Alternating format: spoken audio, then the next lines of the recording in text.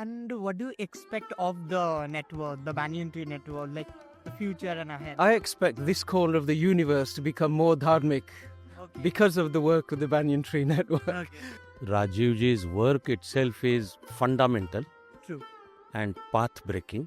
राजीव मल्होत्रा जी का जो इतने सदियों से जो ये काम है, बस उसमें एक छोटा सा बूंद उसको पाने के लिए और देखने के लिए कि इस काम को और कैसे हम सब इकट्ठे होकर लेकर जाए, बस वही एक प्रतिक्रिया है.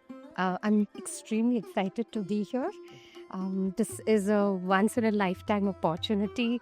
After having kind of followed most of the great luminaries that we're going to see here today, Rajiv ji himself, Mr. Hari Vadlamani, Shefali Vaidya. हिंदुओं को बार बार ये बहुत सारा ये बोला जाता है कि हमारे में यूनिटी नहीं है, तो कि हमारे को बड़ी सारी जो ऑर्गेनाइजेशंस है उन सबको एक दूसरे के साथ काम करना चाहिए और ईगो इश्यूज की वजह से काम नहीं करते हैं.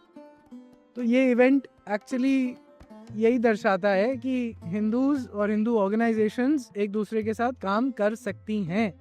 Being proud to be part of this wonderful initiative.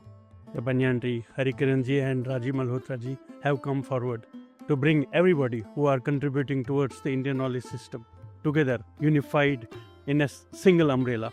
And now his attempt to create a network of dharmic people is most welcome, and I feel privileged and very happy that this initiative is taken, and I wish it all the success. And this event is just putting a name to that motion which has already been influencing many people like me into the right direction. And I must say that Banyan Tree Network is the answer to breaking India forces, and this is joining all the Indian forces together. Namaste.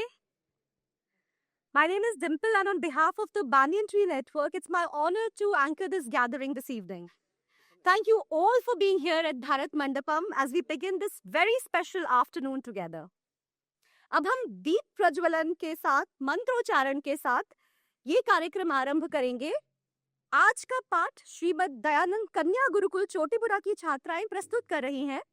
इनके नाम है वरेण्या, संगम, छवि, शिवानी, वंशिका, रोशनी, आरुषि, अनुषा, खुशी एवं पलक. Banyan tree network की steering committee के members भी हमारे साथ मंच पर उपस्थित हैं, जैसा कि आप देख रहे हैं. मेरा अनुरोध है कि वे दीप प्रज्वलित करें तथा इस आयोजन का शुभारंभ करें. तो मंत्रोच्चारण और दीप प्रज्वलन के साथ हम ये कार्यक्रम आरंभ करेंगे.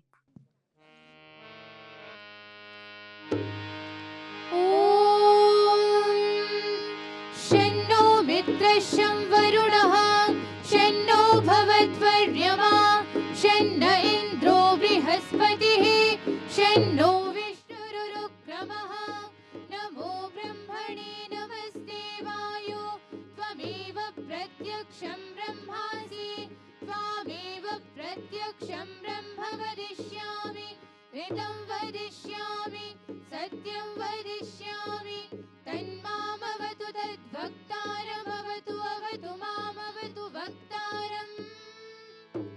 ॐ अग्निमीळे पुरोहितं यज्ञस्य देवमृत्विजं होतारं रत्नधातमं होतारं रत्नधातमम्. ॐ उपत्वाग्ने दिवे दिवे दोषावस्तर्धिया वयं नमो भरन्तयेमसि नमो भरन्तयेमसि नमो भरन्तयेमसि.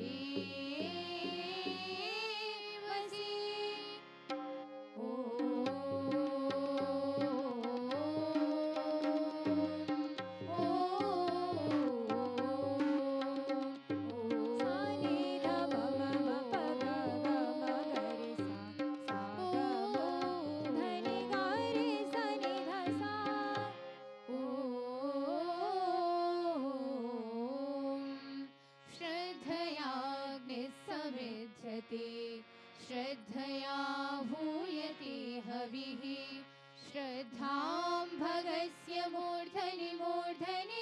मनसा वेदयामसि वेदयामसि मपथ ग ग म धनि सनि ध सा रे ग म ग रे नि स रे नि ध मपथ ग म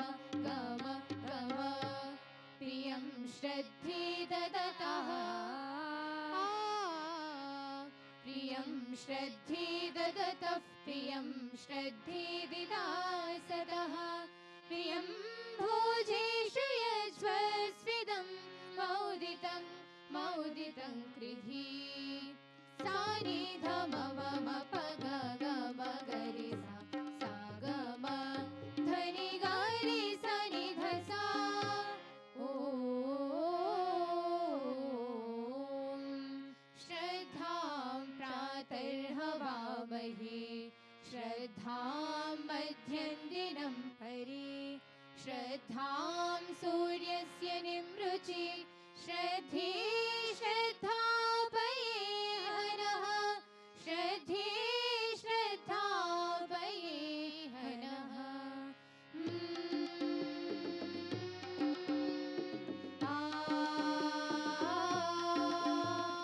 संगच्छध्वं संवदध्वं संभो मनांसि चारताम् संगच्छध्वं संवदध्वं संभो मनांसि चारताम् देवभागं यथा पूर्वे सञ्जनानाम् उपासते समानो मन्त्र समितिः समाने समानो मन्त्र समितिः समाने समानं मनः सह चित्तमेषाम् आसमानं मन्त्रमभिमन्त्र एव समानेन वो हविषाजुहोमि संगच्छध्वं संवदध्वं संभो मनांसि जानताम् समानेवाकूति समाना हृदयानि वः समानेवाकूति समाना हृदयानि वः समानमस्तु वो मनो यथा वहसु सहासति संगच्छध्वं संवदध्वं संभो मनांसि जानताम् जानताम् जानताम् जानताम्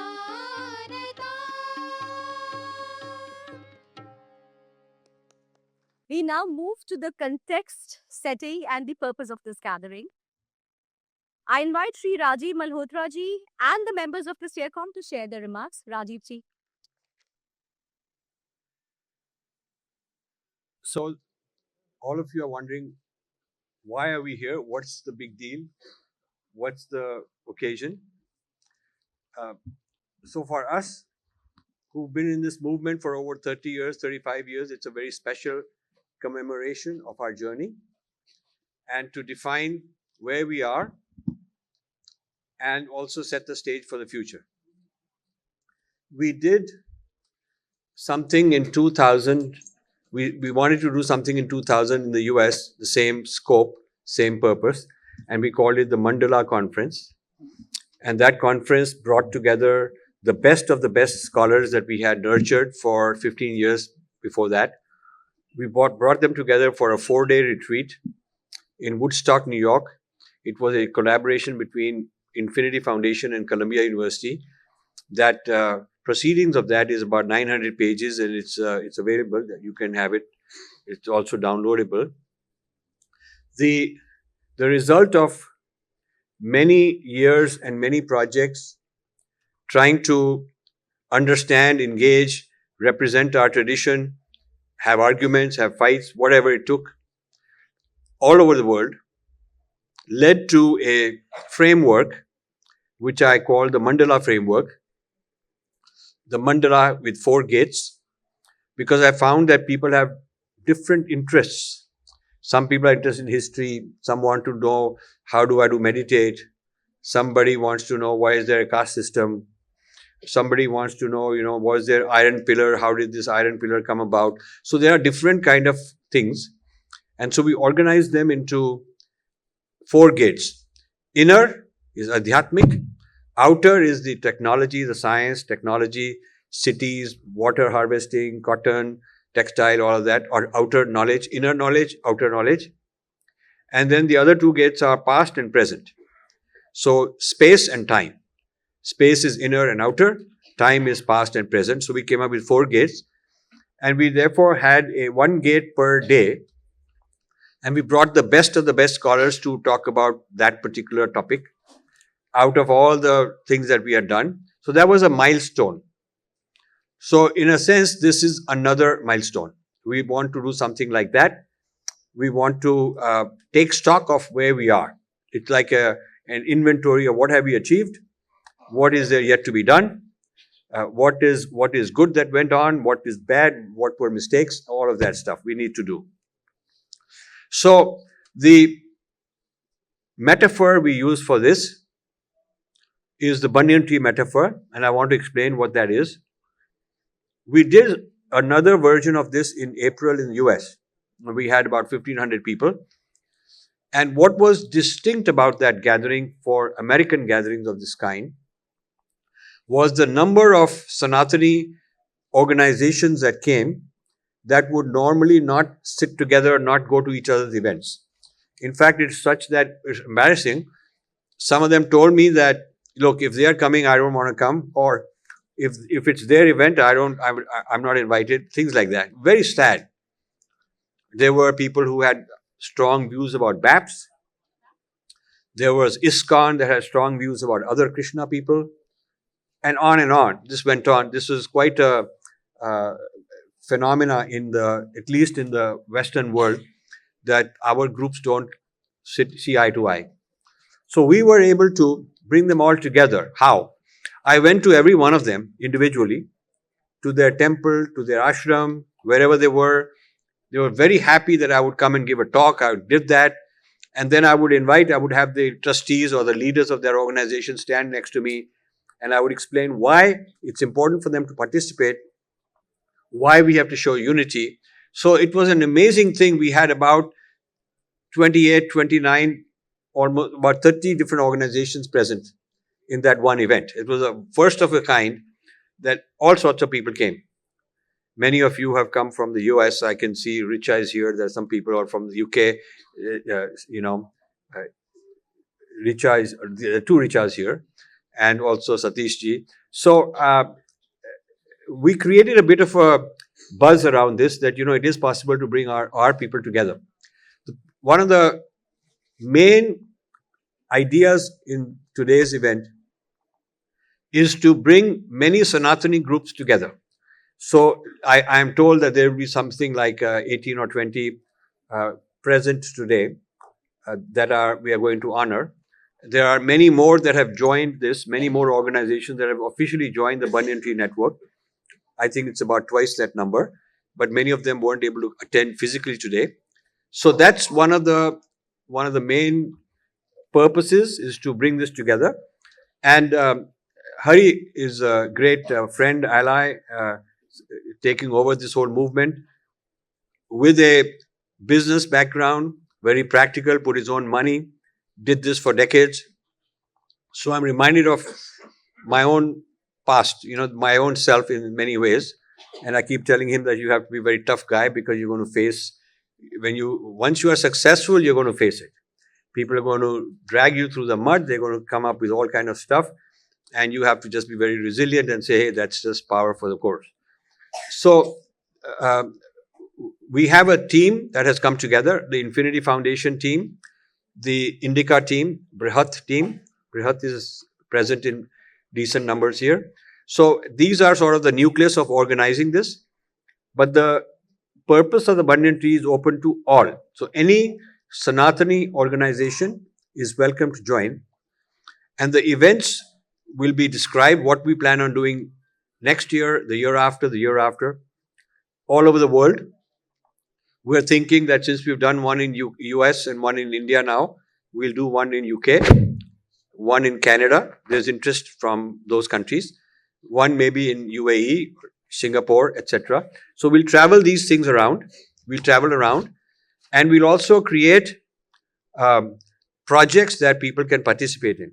Projects so that it's not like between one event and the next event there's nothing happening. There will be projects and a report produced at the next event as to what was done.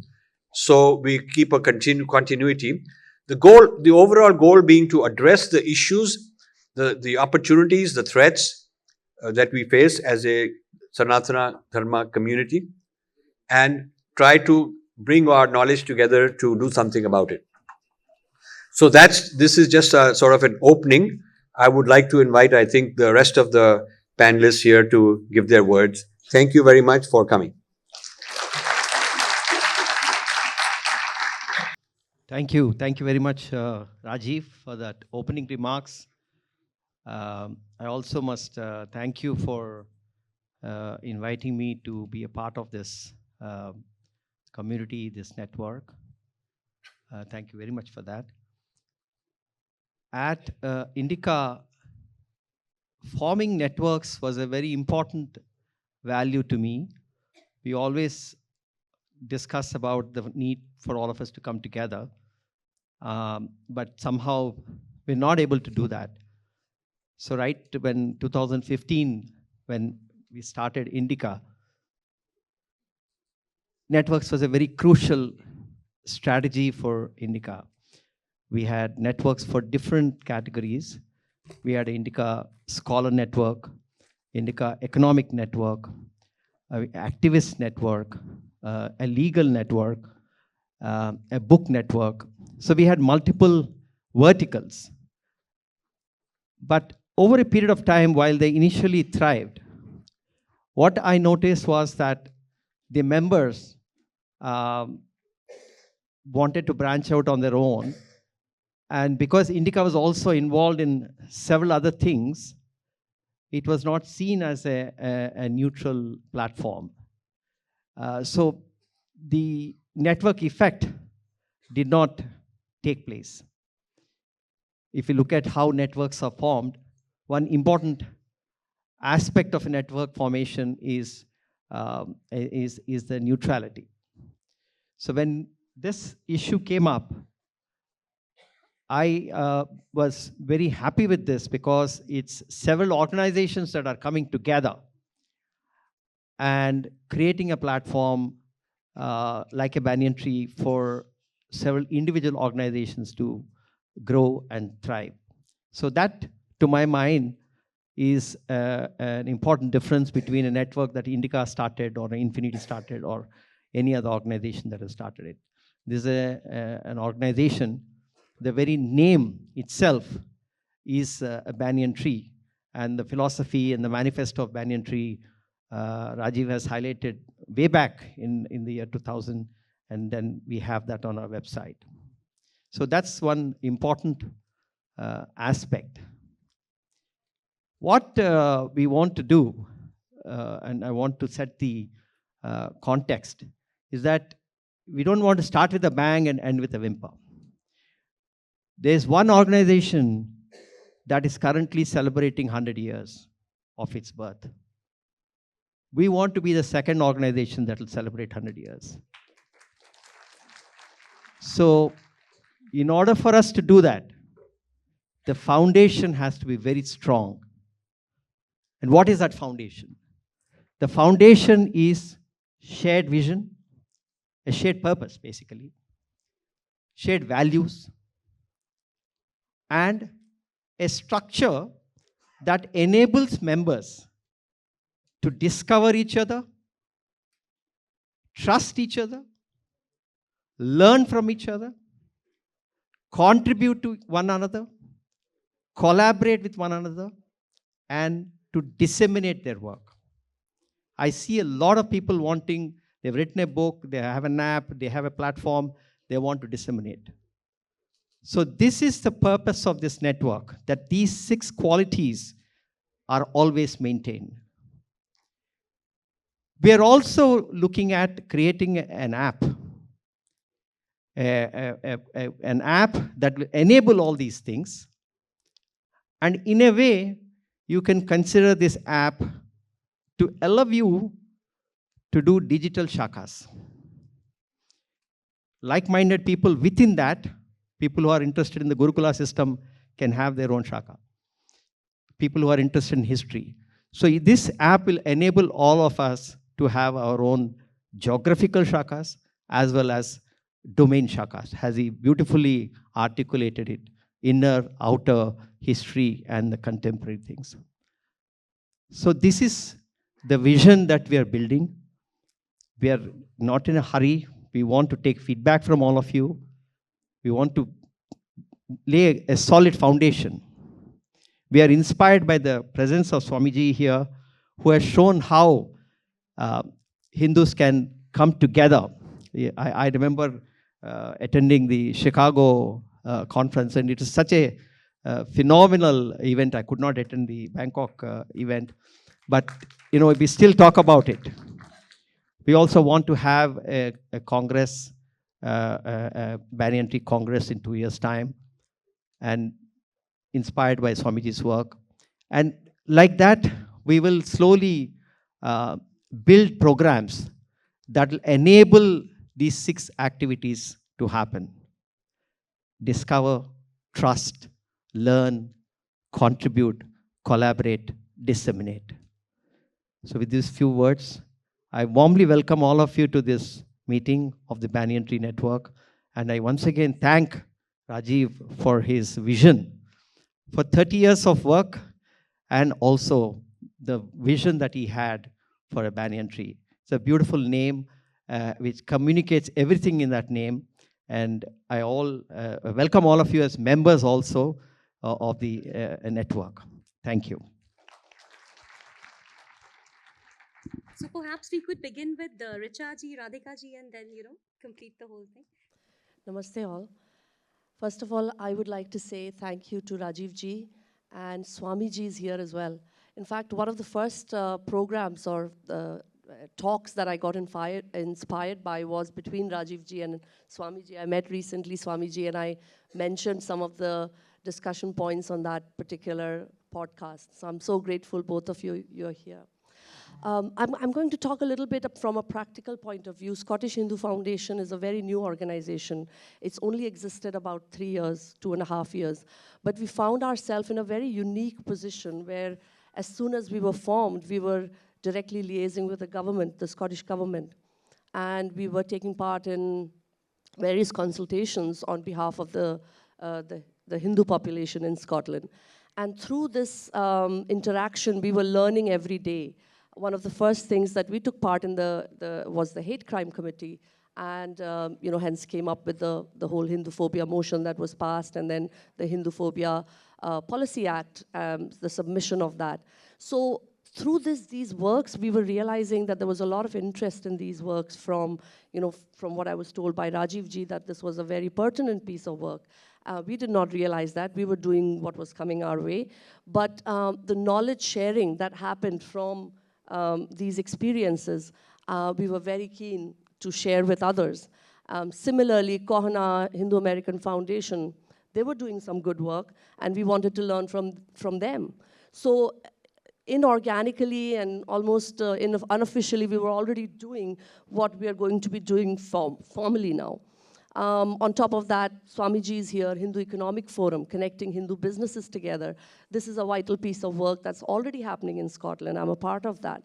So through these experiences, we are now working on Sattvic food and how to take that in government organizations where other forms of kosher food, halal food are being served, going and lobbying with the government. So again, all of these things coming together, there's some good work that's happening.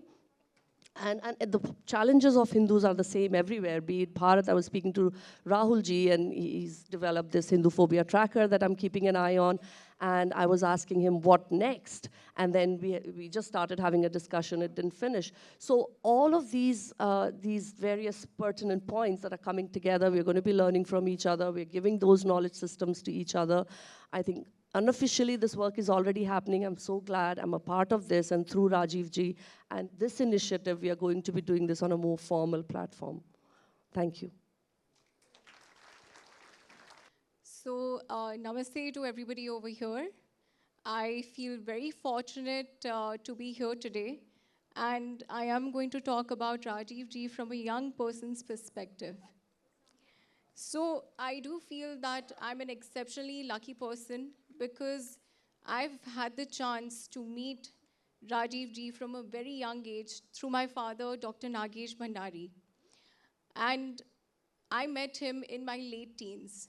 So for me, meeting a person like Rajiv ji has created a tremendous influence on my personality, and I thank you for that.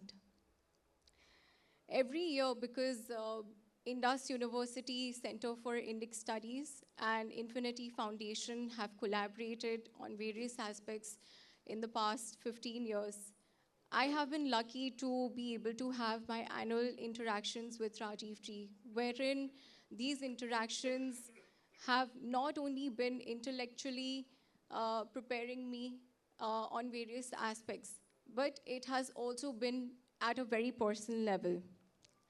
So, to have received this exposure at a very formative age, I think that has been a true blessing. And as an educationist and a young aviation person, having this mindset and streamlining it into the right direction for the dharmic civilization, I think it really has been a tremendous step. And today, with the Banyan Tree Network taking form, I often reflect that this event today is just a place where we are taking it as a form. But Rajiv ji, in an invisible form, through his videos, his talks, his guidance, his books, it has been in the process in the making for a very long time. This force of his work has always been motivating to us, and we are eventually growing into roots wherein we have stabilized this, where we are taking this forward. So today, this force has been given a name, but it has been going on for the past many, many decades. And over the years, as our journey has progressed with him, I would say that there are many individuals like me who have grown into these roots, because we really believe that from many, many years, we have merged into his trunk, wherein we have been learning, growing, and stabilizing this movement. So it really is a privilege to grow along with him on this journey. What many people see of him is his public persona, the powerful presence, the intellect, the formidable thinker. But I also have been blessed with the opportunity to see a very rare and special side of him. I would genuinely encourage everyone sitting here to have a one-on-one session with him and get to know. Listen to his stories, listen to his interactions taking on formidable enemies, all anti-dharmic people, and also his debates and his unwavering spirit. So thank you for showing that side to us, Rajiv ji.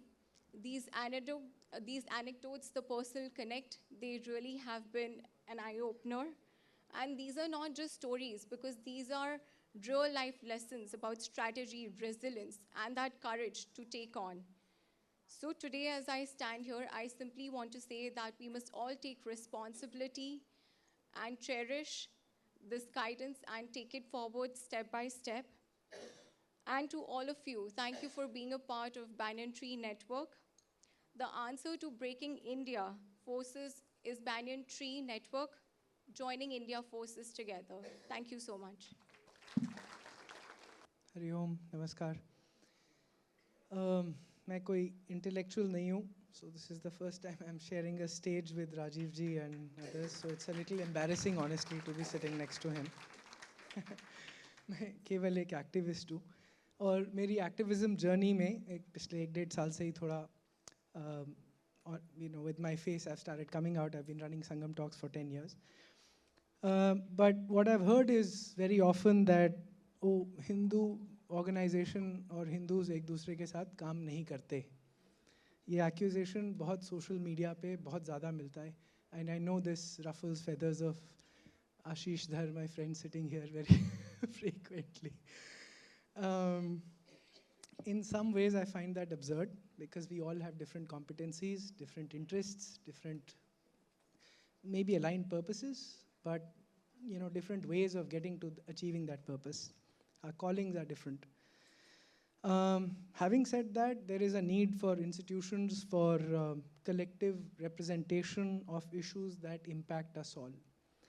And unfortunately, national Hindu, large-scale Hindu organizations in the last 50, 75 years, this may be criticism, have not built independent Hindu institutions, have not invested in building, nurturing individuals who will then become leaders and create strong institutions, perhaps like how the Christians or the Jews or even the Muslims have. Anecdote I would like to share. I met somebody in one of the, in one of my activist networks, and this person told me, we were talking about a project in capacity development for dharmic or Hindu organizations across the country, and building actually more, at the district level, not at the national level, and so on and so forth. And this person told me that, no matter who is in power, whether BJP or Congress or whoever else, Christian atrocity literature will never stop in this country. And do you know why? He told me that John Dayal, for example, has a network that has journalists from all over the country, where they are paid 500 rupees or whatever for every published story or video, as atrocity literature that comes out from various cities, districts, small towns of India. And that will keep happening. And that will keep getting surfaced, bubbling up to the top, find its way in Christian journals around the world, to malign India, and so on and so forth. And this gentleman told me, if you want to do anything, create such a network. Unfortunately, we don't have institutions to create such networks, and we've not invested. We have pretty much nothing on our side. There are a bunch of grahasthas who are have been fighting against all odds with our own money, sacrificing our careers, and so on and so forth. Yet some collaborations have over the years, have started happening, even though, like Richaji was saying, informally, right? For example, at my level, Sankrant and I, Ashish Dhar and I, we work together on several initiatives, and so on and so forth. The Hindu Fund that I've founded, and I hope to raise 1,000 crores corpus, is actually to fund such institutions all over India and perhaps, hopefully, outside India as well. But the need for an intellectual organization which not only takes a lead, perhaps, for example, my vision would be of the Banyan Tree Network would perhaps be a leader which, the power of 200 signatures and a letter that goes to the Prime Minister, that happens all the time with award vapsi and all of that happens, right? Who does that from our side? I'm hoping that, some of this activism work in very critical areas also comes out of the Banyan Tree Network here.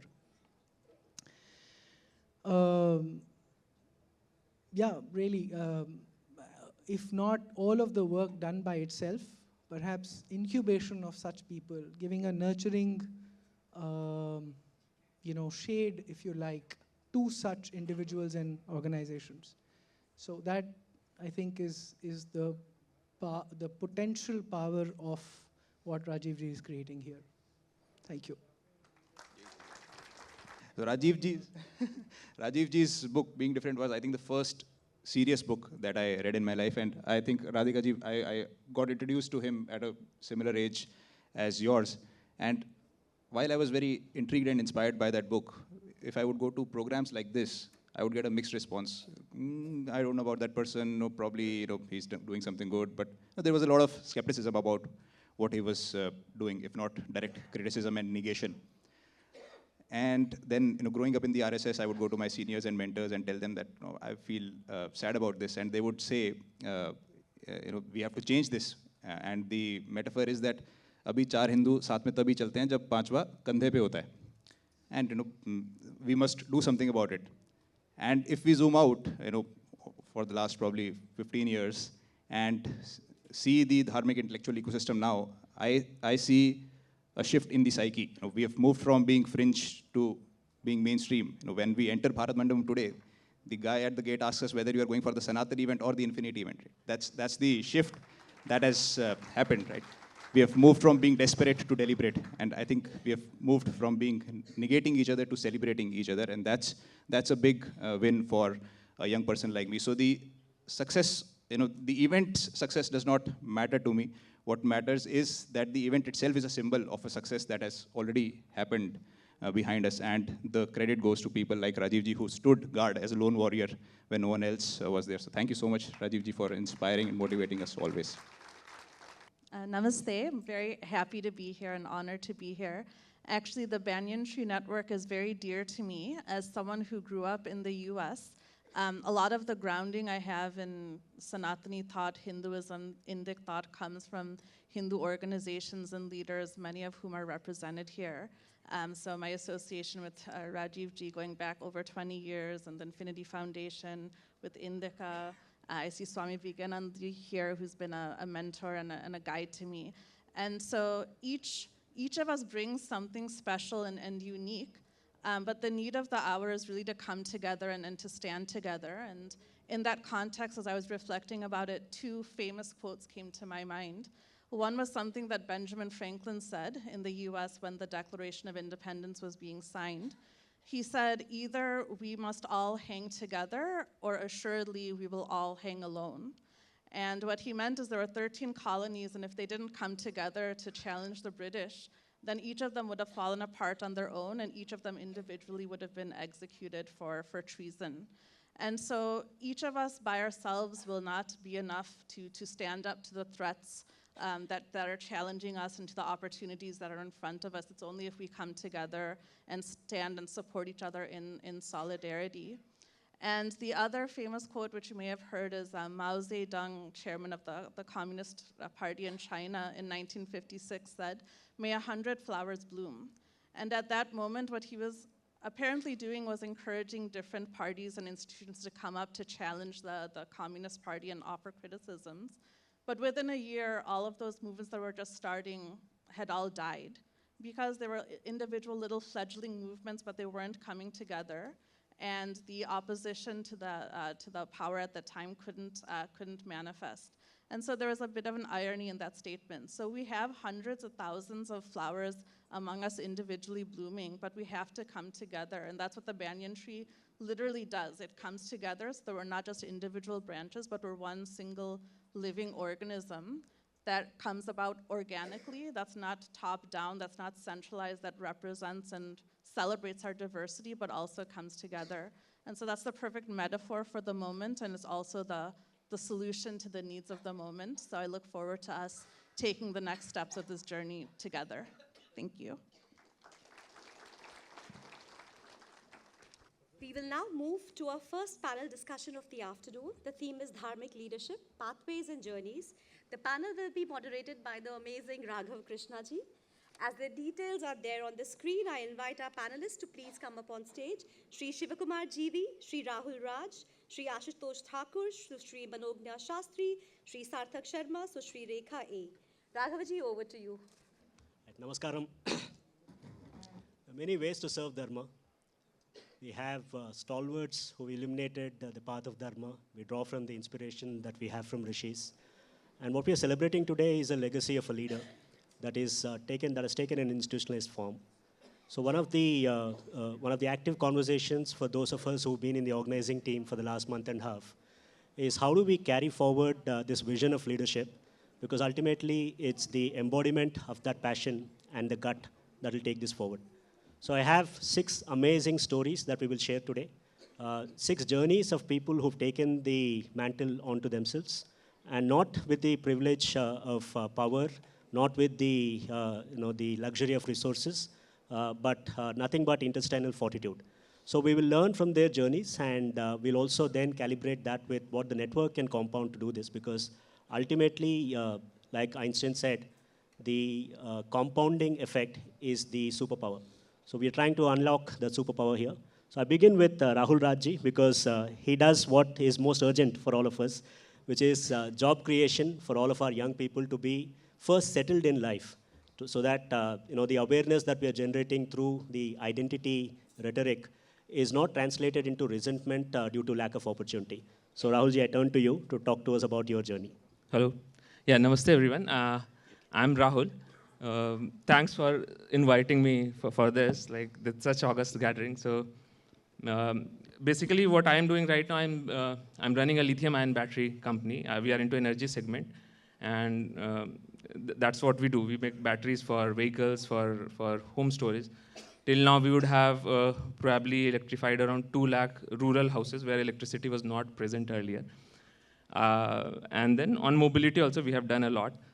But one of the things that changed, that I witnessed as a change, was in 2016, 2017, there was a switch. So I was working very well with good organizations. I have been, I had chance to settle abroad. But 16, 17 was the time when I thought that I should switch from a cribber to doer. Like I keep hearing lots of people that ye nahi ho raha hai, wo nahi ho raha hai. And I graduated from IIT BHU, and if I also become part of that whole team where I crib, ki yaar ye kyun nahi ho raha, wo kyun nahi ho raha, so I lose the opportunity that society, the country has given to me. And that's where we started in the organization, building a technical organization. Two things which we realized very early was that a nation can grow only when people are of course spiritually elevated, but before that they need money. पैसे pocket में रहने चाहिए और technology आनी चाहिए. So that's what we worked on right now. So yeah, I'll just end. So right now we started bootstrapped. We have not raised any fund. Right now we are around 700 team members, including operators. And one thing which we would like to do is to hire more and more people, skill more and more people, so that they leave us, they start their own organization and then contribute to nation building. Thank you. You will always know when an engineer is speaking, because they focus right on the heart of problem solving. From there, we go to somebody who's actually doing the work that I think affects all of us. The fundamental challenge that we have is we don't know how to transfer Hindu cultural values to our next generation at this point, because the influences are many and the resources are few. And Rekha ji does that work that is critical for us.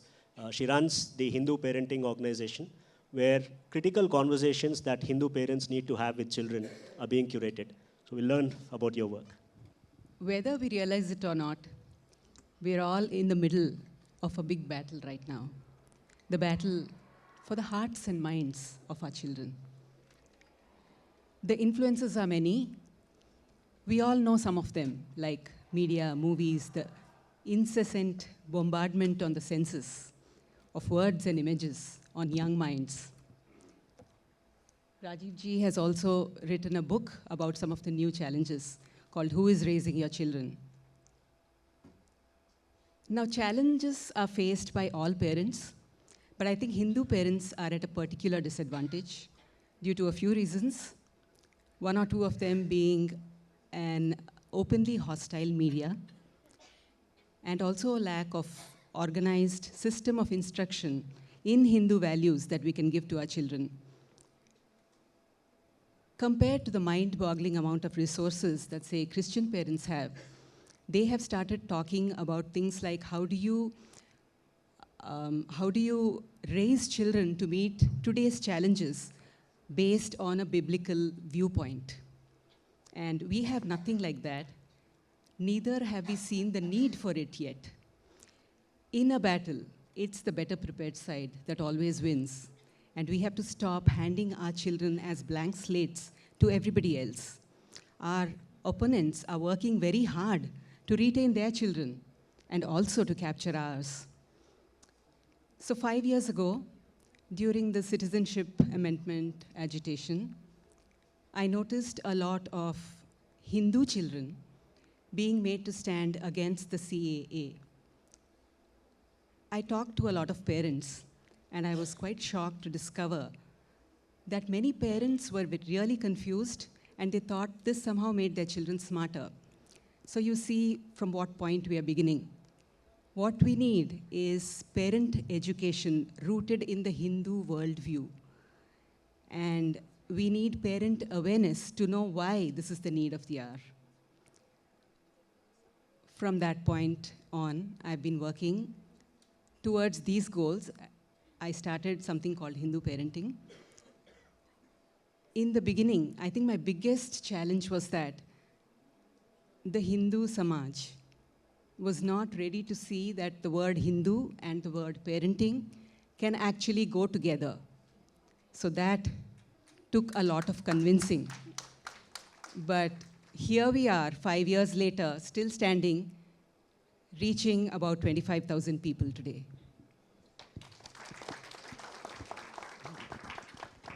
Clearly, the challenges are many, and ultimately, we will win only if we have enough people who can solve the problems. And I think that's a meta-level challenge that Indica's Changemakers program, IK's Changemakers program, looks to tackle. And Shivuji, he's leading that to help us understand how he's looking at finding talent, nurturing talent, compounding, and helping people build the resources, intellectual and other resources that they would need. Dhanyavad, Raghav. Namaste all. So during the course of 25 years of my work experience, I realized it initially took time, but I realized that the purpose of all work and problem solving was only the pursuit of Arthakama. And essentially, our civilization differs in its pursuit of Purushartha. So this missing gap then made me move out. And thankfully now I have the opportunity to exactly pursue that in Indica because Harikiranji has already put that into a framework. So in our IK's Changemaker programs, we look at 3 dimensions. On the one hand, a changemaker is either a thinker, scholar, or an institution builder, or a platform builder, or a cultural leader. So in these 3 dimensions, individuals, platform builders, and cultural leaders. Either they are preserving Indian knowledge, protecting Indian knowledge, or promoting Indian knowledge. These are 3 different dimensions of leadership. But then what significantly makes a difference from the standpoint of Dharma is that one's own being sthit in Swadharma and a sense of Lokasangraha. That is, these are exclusive terminologies to Indian knowledge systems, Indian civilization.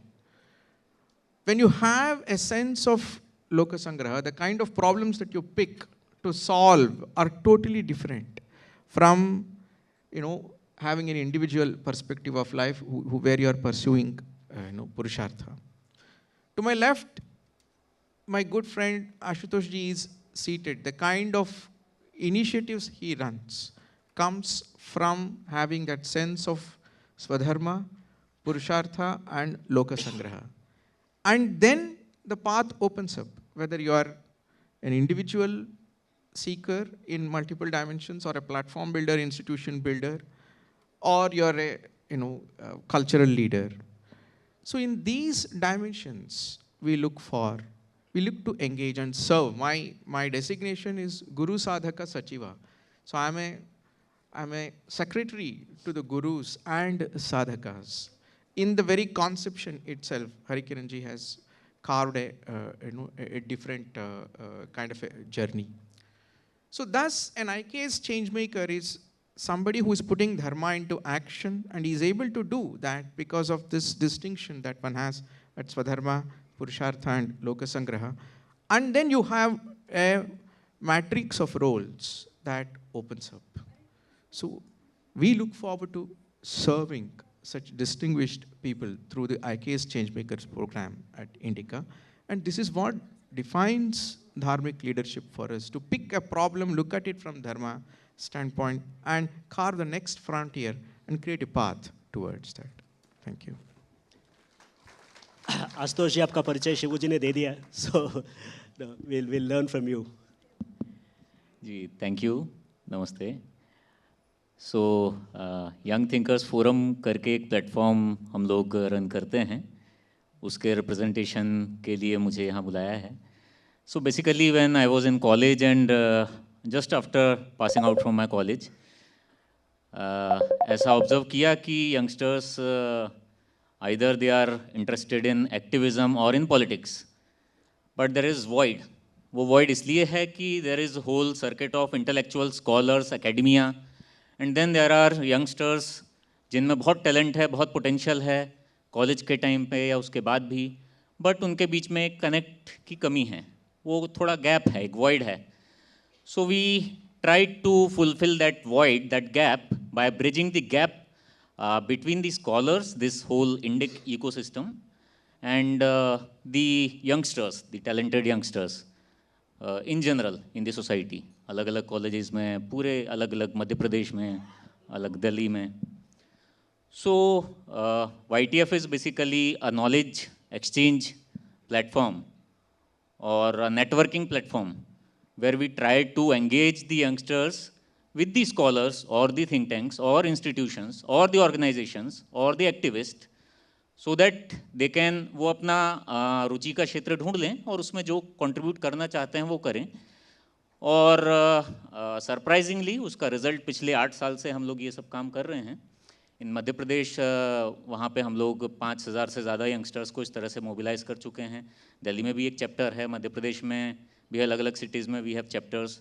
And we do all these things by organizing various activities, like we have YTF reading clubs, तो हम book discussions organize करते हैं. In Bhopal only we crossed over 100 book reviews sessions. Then YTF talks, workshops, courses, conferences. So ऐसी बहुत सारी activities अलग अलग cities में online, offline we organize. यहाँ पे कई सारे faces I can recognize जिन्होंने हमें आके गाइड किया है या हम उनके पास गाइडेंस लेने गए हैं, जो हमारे इवेंट में आए हैं या हम गए हैं. सो बहुत सारे हमारे ऐसे मेंटर्स हैं और कई सारे ऑर्गेनाइजेशंस ने, इंस्टीट्यूशंस ने हमें हेल्प किया उसमें. Indic Academy of course, initially when we started they used to gift us some books to review. तो एक एक बुक मिलके बड़ी खुशी होती थी कि अरे हरिकरण जी के यहाँ से एक बुक आ गई है मीनाक्षी जैन जी की, लेट्स रिव्यू इट. फिर ऐसे CIS इंडस से पता चला कि राजीव मल्होत्रा जी की 50 बुक्स आ गई, तो खुशी की लहर दौड़ जाती थी सभी में.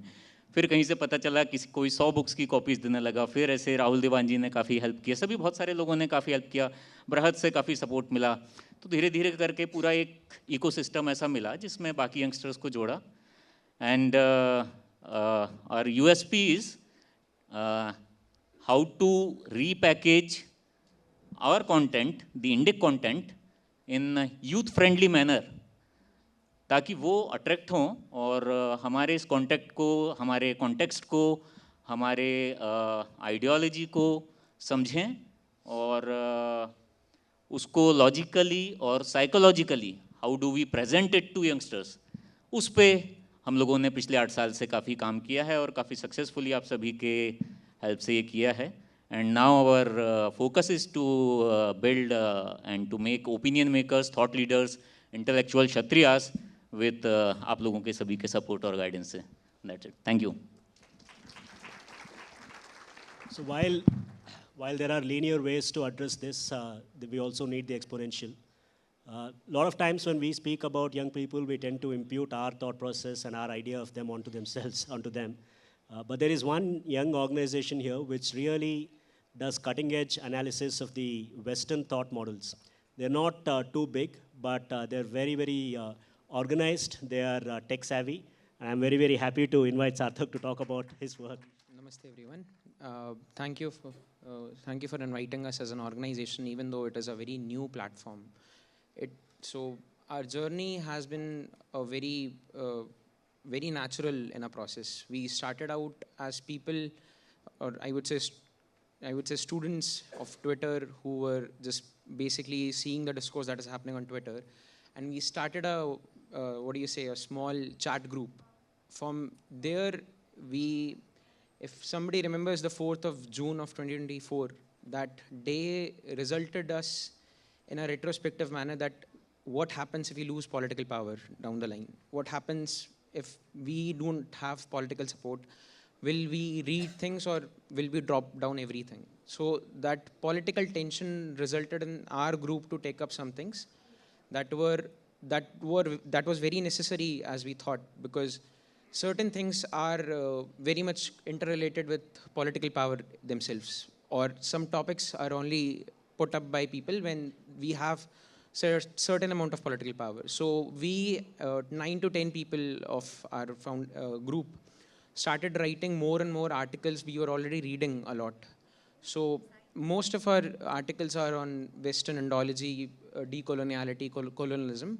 But some of the people have found their niche in certain things, such as people are now writing on war history, or I would say specific topics that I don't think many of the people put up, such as, or scholars don't put up, such as, I don't think people rarely see discourses on A.K. Sharan and his secularism that we have put it up. And we as an organization choose our name as to be conservatives, even though, I mean, I don't look like one, but we chose to be conservatives because I think conservatism in certain sense buys you time when a modern discourse is going on. And so in 1920s, a conservative ideals might be different than what it is today, but conservatism in general as an ideology buys you more time. And we as a group are doing that and seeing what can be good for a civilization and not be good for a civilization. Our primary focus is on writing articles that are more intellectual in nature, that are contemporary to the intellectual discourse of what Hindus need. But I hope we go forward. A group that is really ripe for Rajiv ji's tutelage and to take that forward. But of course, we all know that the final and sort of the fount of the battle is in academia. So who better than somebody who's traveled with Rajiv ji for long to tell us what's the journey been there like, Manogna ji? Namaste, everyone. Thank you so much for this opportunity. If I were to think of my journey, I think it would be pretty easy to sum it up into 5 major themes. My background is that of training in absolute hard sciences, that is theoretical physics and astrophysics. That is my actual background. Another strain is I grew up in a home where Sanskritam has been a part of our daily culture, to which I'm very grateful to my family. And I would say the third strain of this first theme is being led to the words of Sri Aurobindo in my early 20s. So that has been a huge influence on me.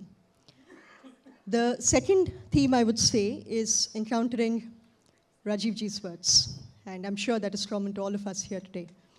Whether it is being different, breaking India, the battle for Sanskrit. So when I read his words for the first time, it was totally a light bulb moment, right? Because these were tropes that one had sensed being spoken of about Sanskritam, about Dharma, but here was finally a framework where it was articulated with crystal clarity.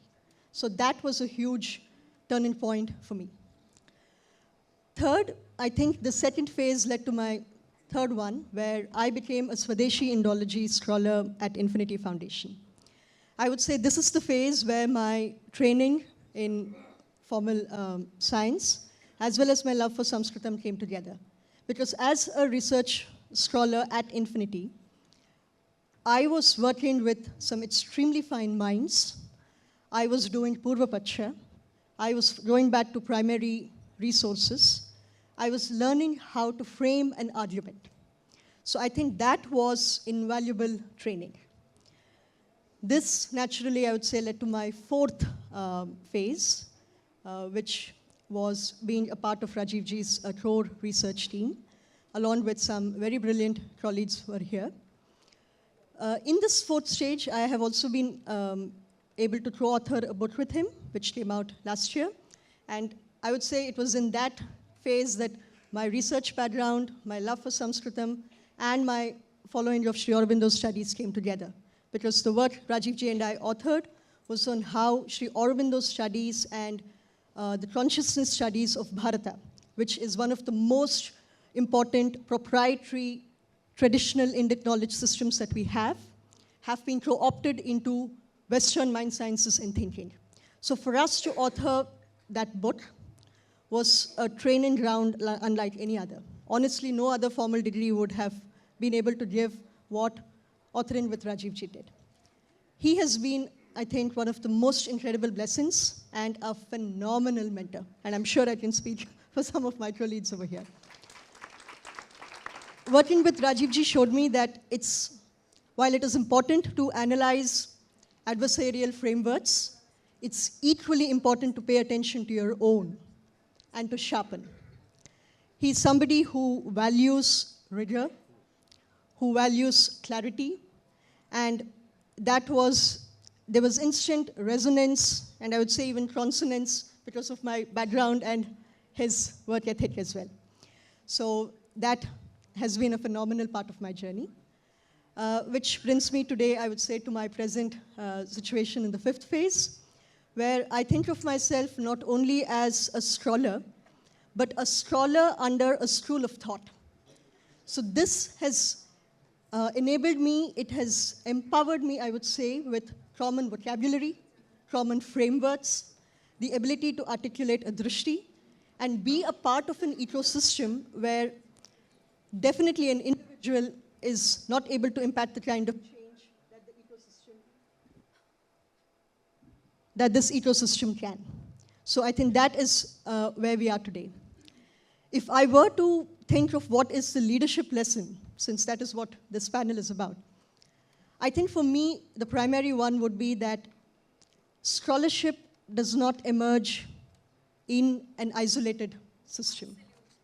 It needs an ecosystem just as much as it needs an individual commitment and background. I'm sure we will discuss it further, but the ecosystems we are up against are so well connected, so deeply rooted. They have training pipelines which run so deep. And to counter all of that, what we need is presently what we are looking to build here, that is the banyan tree. So I would say as a scholar, this is perhaps the most important platform that we need.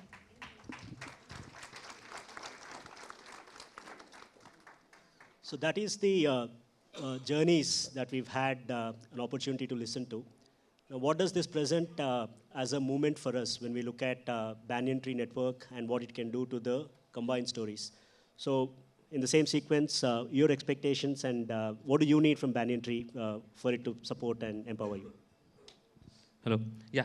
So I've just started my journey, and I don't have that macro level picture, but on fundamental level, what I see is that while we talk a lot about like Hindu unity and all, when I have to employ people, I find that lots of Hindus don't come to my factory if they have to join. So it means that so no one is motivating them, skilling them, and then telling them that, boss, if fixing refrigerator, fixing fridges is something which you should work.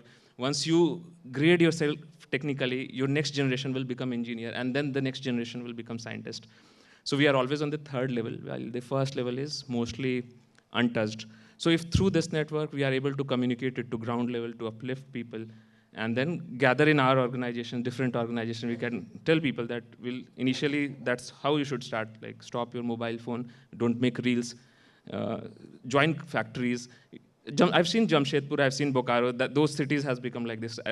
J rank 1 came because his father was a technical guy, and then his grandfather was a worker. So that is something which we need to work. So that is one expectation, that if we can do that. Second is that we should have some Moonshot project, again, very technical. So US became US because there was Manhattan project, there was Moon landing project. Right now, we don't have a proper theme where like best scientists are working on some problem. For example, pollution is a problem, right? We all know Yamuna cleaning is a problem, but how many individuals are working on that? How many organizations are saying that, look, like I know we can't change the society, but let's do this thing, that 10 best engineers should come. They make some machine there, the cleaning becomes easier. That one single problem will uplift like 100 of people. So I was a part of, I initiated a similar journey during COVID, and we were able to build a ventilator that was inaugurated by the PM. So I, of course, that became larger than life. So it was initiated, and I saw that this is possible in India. We can do lots of good solution right now. When people come and then ask, you're just assembling product. The answer is because we don't have a skill level. Even if I start making chips, do you have enough engineers to build that chip? No, we don't have. Do you have enough technicians to even build normal cars, bikes? We are struggling in that. So if as a group we can make people aware, and if some of us can solve the first level problem and make them doers, so that is what I will be looking for myself as interest. Thank you. Thank you for setting a very pragmatic condition to this as well. Very important. We've all heard about this battle for children's minds. Today, the battlefield is the human mind. And we seem to not know how to handle this, especially with regards to our children. We are at a loss, which is really ironical because our Hindu civilization is the civilization that has specialized in looking at the importance of the mind primarily. So today, we have to find our roots back again. What is it that the average Hindu parent is looking for? They want their children to be happy, to have material success, maybe a little bit of Hindu culture and traditions. People are looking for that. And some spiritual progress. All of these can be effectively addressed by any of the profound texts that we have, the Bhagavad Gita, Yoga Sutras. I personally find it very inspiring to look at the Tattva Bodha by Sri Adi Shankaracharya, because one of the first things that is spoken of there is how to build a strong mind. And especially the very first line talks about Viveka, the fine power of discernment, which is what we should be building in our kids today. Everything that we do at Hindu parenting comes together into this framework in some manner or the other. Now, this is a very big task at hand, and it needs collective will. At the Banyan Tree Network, there are people with various kinds of expertise. We would love to take whatever it is that you're doing and make it simplified for parents and children. We have already done that with great success with the Alankara Shastra and the Natya Shastra, and children love it. So we would love to do that with all other supposedly difficult texts. There is always a way that we can get children interested in these things. We are also making a list of resources for parents. We'd love to have resources that have already been vetted as genuine by the Banyan Tree Network. We also need easy to access and easy to understand materials for parents and children, especially for parents, which show them how understanding our basic texts like the Bhagavad Gita will help their children no matter which stage of life the child is in. We have to take all this to where the parents and children are, the average parent and children. If it is social media, yes, we have to take it there. So we need many hands aboard. We need to do this as soon as possible in all the different ways we can. And we'd be very grateful if the Banyan Tree Network and everybody here can amplify our work and help us scale up so that we can reach many, many more parents and children than we can do on our own. No change maker, can scale certain problem solving beyond a point without being in the network. There are several problems that are solvable only by a multitude of problem solving approach. So Banyan Tree Network brings that opportunity for change makers to connect, learn from each other, solve problems together. At the same time, the methodological richness of problem solving has to, it needs to be propagated, and everybody needs to benefit from that. So people in isolation, change makers, can be solving some point problems exceptionally, but when they are well connected, they will see they can solve much bigger problems. They will see that the skills that they have are also valuable to others, and other skills are also valuable to them. So the network itself brings in certain resilience while retaining your own independence. And as we are advancing Indian knowledge systems, as we are applying Dharma to solve problems, every problem solution has its own unique methodology, and that methodology must reach everybody, because there is a power in compounding and there is a power in cross-pollination. And this is how things happen, and then this is how you can solve much larger problems. Individually, we will take a lot of time to make progress, but collectively, we may be able to reach where we need to in exponentially lesser times. That is the opportunity that this brings to IKS Changemakers. So I have nothing much to say. जो बोलना था already Shivu ji and other speakers have covered all of the point जो मैंने सोचे थे. This network can help us in exchanging and sharing the expertise and the resources of all the member organizations and institutions. सभी के पास कुछ ना कुछ expertise है, कुछ skills हैं, कुछ resources हैं, whether it is monetary or academic or anything. तो हम बाकी सभी members के, individuals के, organizations के demands या उनके क्या expectations हैं, वो collect करके और those who can उसको fulfill जो कर सकते हैं, demand supply का काम ये network काफ़ी अच्छे से कर सकता है. There are many individuals and small organizations जिनको बहुत सारी ऐसी expectations या ऐसी help चाहिए होती है कि हमें कुछ experts मिलें, कुछ research करने का काम मिले, कुछ fellowship करने को मिले, कुछ even internship opportunities मिलें. So this network can help all those जो छोटे upbringing जो ऐसे नए आइडियाज़ हैं, नए इनिशिएटिव्स हैं, ऐसे प्रोजेक्ट्स हैं, उन सभी को नर्चर करने के लिए, नरिश करने के लिए, उनको स्कॉलर्स से एम्पैनल करने के लिए एक बड़ा रोल प्ले कर सकता है. और अभी पर्टिकुलरली YTF का कुछ काम रिसर्च में और पॉलिसी मेकिंग में शुरू हुआ है, तो उसमें मेरी तो ये एक्सपेक्टेशन है कि इसमें जो भी एक्सपर्ट्स हैं वो इसमें गाइड करें. Thank you.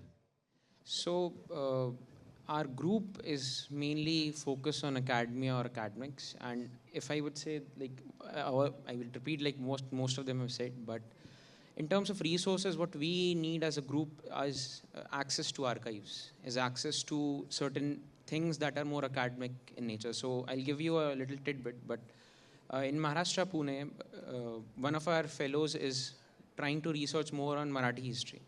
And he does not get access to many of the archives just because he does not belong to a certain field or does not have enough connections to get to the archives of Maharashtra. If this network can help us get more access to those archives, those papers, or certain type of review of our work also in expert fields, we would be more than happy to collaborate. And I think some of the individuals have already have guided us, mentored us. Ashish ji is one of them, and many others have been one of them. But the organization wants to be much more focused on academia. We don't wish to be more of a popular media platform, not to be a platform of disseminating to more people. We want to just hit the head on the nail, and that is where the narratives matters more, and that is the academia. Everything flows from that, and I think this is where our main target has been to change. We would also ask for, because Infinity Foundation has been excellent in their scholarship work, our research articles, or if certain people can guide us to write more papers, then it would be wonderful. That's it. got the right person to sum it up then. I think everybody has done an excellent job of articulating what the needs are. And I think there is consensus and there is complete clarity that it is academia which feeds into every other arm of our adversarial ecosystems, whether it is media, whether it is NGOs, whether it is their religious organizations. At the heart of it all does lie academia. And as a nation which faced colonization for hundreds of years, we are very aware that the academia roots of that phase as well. So I think, to sum up, I would say it is a shared conceptual clarity and the necessity more than ever to be under a large school of thought. I think that is what seems to be the need of the hour, so that we can have shared repositories, as he voiced his ask. We can critique each other, we can challenge each other, but all the time under the same common vocabulary and frameworks. Right, so that sums up the kind of vision that we had for this panel. To begin with individual journeys, then look at what the collective can do for both the individual and the collective together. So thank you so much to all my panel members for taking the time and sharing your stories. And thank you all of you in the audience. Thank you. Thank you, everyone. आप अभी बने रहिए. We would like to offer a small token of our appreciation. I request my colleagues, so Shri Shalini ji, Shri Raghavan ji, and Shri Rakesh Malhotra ji to kindly come on stage and present it on our behalf.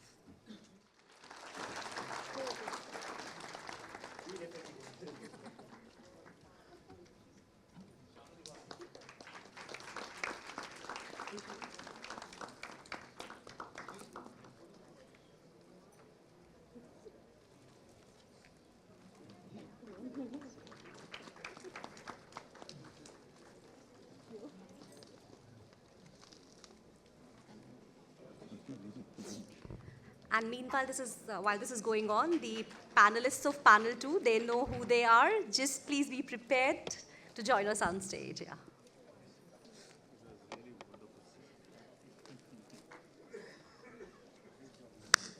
Let's keep the applause going, please.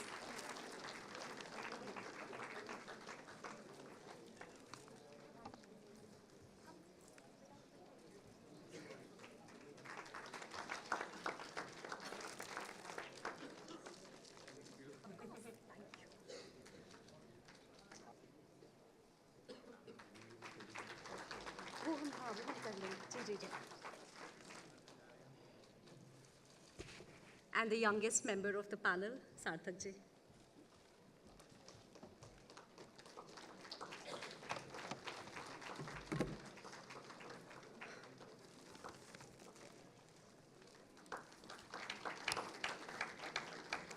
Moving on to the second panel discussion of the afternoon, the theme is Sacred Synergies, Connect, Collaborate, Celebrate. The panel will be moderated by my favorite, Sri R. Jagannathan ji. As the details are already there on the screen, I invite our panelists to please come on stage. Professor Ganti S. Murthy ji, Sushri Monica Arora ji, Dr. Ananda Shankar Jayant ji, Professor Nomesh Polia ji, Dr. Shobhit Bathur ji, Sri Sankrant Stanu ji, and Sri Anil Gupta ji. Jaggi ji, over to you now, in your safe hands. Yeah, so our topic is about how to get collaboration going, how do you get sharing, support, all the things we need. This is something where the dharmic people have not been very good at. We are very good at solo numbers, but we are not good at collaborating, we are not good at everything. We have done it a lot. I think Rajiv has shown that it can be done, and many others have started doing that. But I think unless and until we institutionalize the process of collaboration, and unless we give people forums in which they can actually connect with other people who might be of help to them or whatever it is, it's not going to really work. So we need to scale up, and we are all very good and deeply committed in our individual silos, but often we do not know what the others are doing and how we can do that. So without much ado, I would like to start off. I'd like to start off with Professor Ganti Murthy, who is at IKH division. I'd like all of us to give a simple thing. First, explain in 1 or 2 lines what you're doing, and what are your challenges in when dealing with the system that thwarts you or helps you, and what you think we can do as a network once we come into the being. So, Professor Ganti. Matrubhyo Namaha, Pitrubhyo Namaha, Gurubhyo Namaha, Sabhayi Namaha, Sabhapatibhyo Namo Namaha. Namaste everyone. So in terms of what I do, we have a division called Indian Knowledge Systems Division, or Bharatiya Jnana Parampara Vibhaga, in the Ministry of Education of the Government of India. And I have the responsibility of being the national coordinator for that division. Of course, my other this thing is to as a professor in IIT Indore. So for last 4.5 years, I have been the national coordinator, and some of the things that we have been. Oh, is it better? Yeah. Okay. So some of the things that we have been working in the Indian Knowledge Systems Division is, one of our objectives was to how do we mainstream this. And one of the things that we realized very early on is that sending emails sitting in Delhi doesn't work. So that is antithesis to what Bharatiya Jnana Parampara is. And one of the things that we did is we traveled across the country, met more than 5,000 to 6,000 people in person, and then understood what were the needs, and then formulated the programs and the policies of the division as per that. And I think those, and then the challenges that we faced were many. Again, some of the things that Rajiv ji was referring to earlier, and I was one of the, I mean, he was one of the big inspirations for me to get into all of this Bharatiya Jnana Parampara earlier. And so as we looked into it, some of the biggest institutional challenges, so there is a rigid bureaucracy that we have in our country, and even in that permeates even the educational system.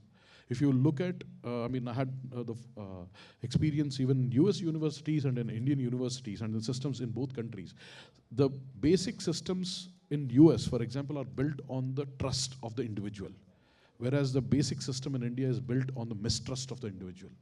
So the starting point is mistrust. And because of that, the entire regulations, everything needs to come. And I think the decolonization of the systems needs to happen, and that will enhance the collaborations naturally. I'll stop there and then we'll take it further after that. Yeah. Namaste.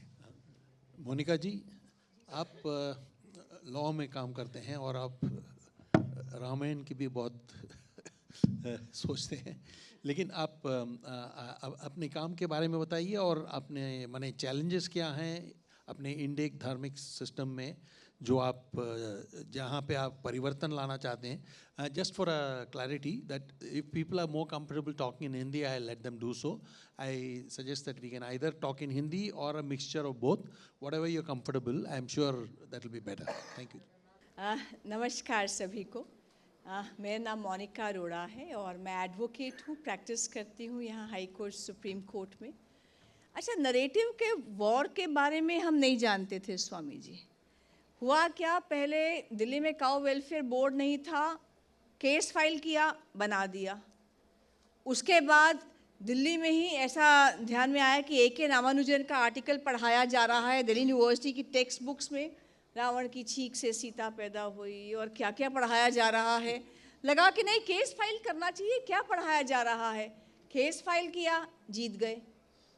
ऐसे ही Wendy डॉनिगर, Rajiv जी यहाँ हैं, Wendy डॉनिगर के बारे में हमने case file किया. दयाल बत्रा जी, अब उनका स्वर्गवास हो गया है, शिक्षा बचाओ आंदोलन से मेरे पास आए कि मोनिका तुम इतने सारे केसेस फाइल कर रहे हो, ये वेंडी डॉनिगर की जो किताब है हिंदूज एंड ऑल्टरनेटिव हिस्ट्री, ये कैसे पढ़ाई जा रही है. उसमें कहते हैं कि विवेकानंद और गांधी जी से पूछा गया आप खाने में क्या खाओगे, हमें गौ मांस परोसा जाए. और कितनी ही जगह सोर्सेज में लिखा है from the speeches of Shashi Tharoor. तो इस तरह की किताब और कैसे रेफरेंस बुक है ये दिल्ली यूनिवर्सिटी के कोर्स में कैसे पढ़ाई जा रही है. हमने केस फाइल कर दिया जो हमें आता है, हमने केस फाइल कर दिया, कहीं पत्थर नहीं मारे, कहीं काले झंडे नहीं दिखाए, जो समझ आता है कि आप केस बनाए और केस फाइल कर दिया. केस फाइल कर दिया तो पेंगुइन को समन गया, वेंडी डॉनिगर को समन गया. हम लोग और दयाल बत्रा जी, हम थोड़े सिंसियर लोग हैं, हार्ड वर्किंग है, पढ़ते लिखते हैं, तो हम ठीक टाइम पे पहुंच जाते. पेंगुइन नहीं आता, वेंडी डॉनिगर नहीं आती, तो उन पे कॉस्ट लगती गई. और सडनली पेंगुइन हमारे पास आ गए, कितनी बेकार बुक है। तो मैंने कहा 4 साल के बाद समझ आया है क्या? कहते हैं we are going to pulp this book in India, we are not going to circulate this book in India, जितना भी सर्कुलेशन में है सब खत्म कर देंगे हम। अच्छा, we had this discussion over chai and samosa. आराम से बैठे हमने चाय समोसा लिया किया, और नेक्स्ट डे हमने अपने जूनियर को भेजा कि जाओ 23 दिन की एप्लीकेशन लगाओ, कॉम्प्रोमाइज़ हो गया है और ये पेंगुइन बुक को पल्प कर रहा है, इंडिया में सर्कुलेशन में नहीं आएगी। वेंडी डॉनिगर की हिंदूज एंड ऑल्टरनेटिव हिस्ट्री, क्योंकि समन जा रहा था, वो वहाँ से आ नहीं रही थी, कॉज पे कॉज इम्पोज हो रहा था। सिंपल केस विड्रॉ कर लिया, but next to next day all the headlines, BBC, German newspapers, French newspapers, Times of India, and all these channels, Talibanization of education in India, saffronization of education in India. Suddenly we had 2 scenes here. हमने कहा हमने किया क्या है? In a democracy, what you can do simply is to file a case. हमने case file किया, legal provisions का फायदा लिया और हमने कोर्ट में वो किया और जीत गए हम लोग। पर उसके बाद से ध्यान आया कि वेंडी डॉनिगर और ये किताब जो थी ये आइसोलेशन में नहीं थी, पर ये केस आया, हम पे बम्बार्डमेंट हुई, बट आदत थी ना हम संघ के लोगों को कि डरते वरते नहीं हैं, ठीक है हो गई। अगले केसेस फाइल किए और करते गए, तो तभी सडनली फोन आया यूएसए से, somebody called Rajiv Malhotra ji. I did not know him at that time. उनका फोन आया, मोनिका जी congratulations. मैंने कहा आप कौन? कहते हैं वेंडी डॉनिगर के खिलाफ हमने मोर्चा अमेरिका में खोल रखा है और आपने हमें वो लीगल वेपन दे दिया है, वो ऑर्डर दे दिया है और एक अच्छा फेवरेबल डिसीजन दिया है। तो तब मुझे ध्यान आया कि हमारा जो इकोसिस्टम है वो कैसे बनेगा।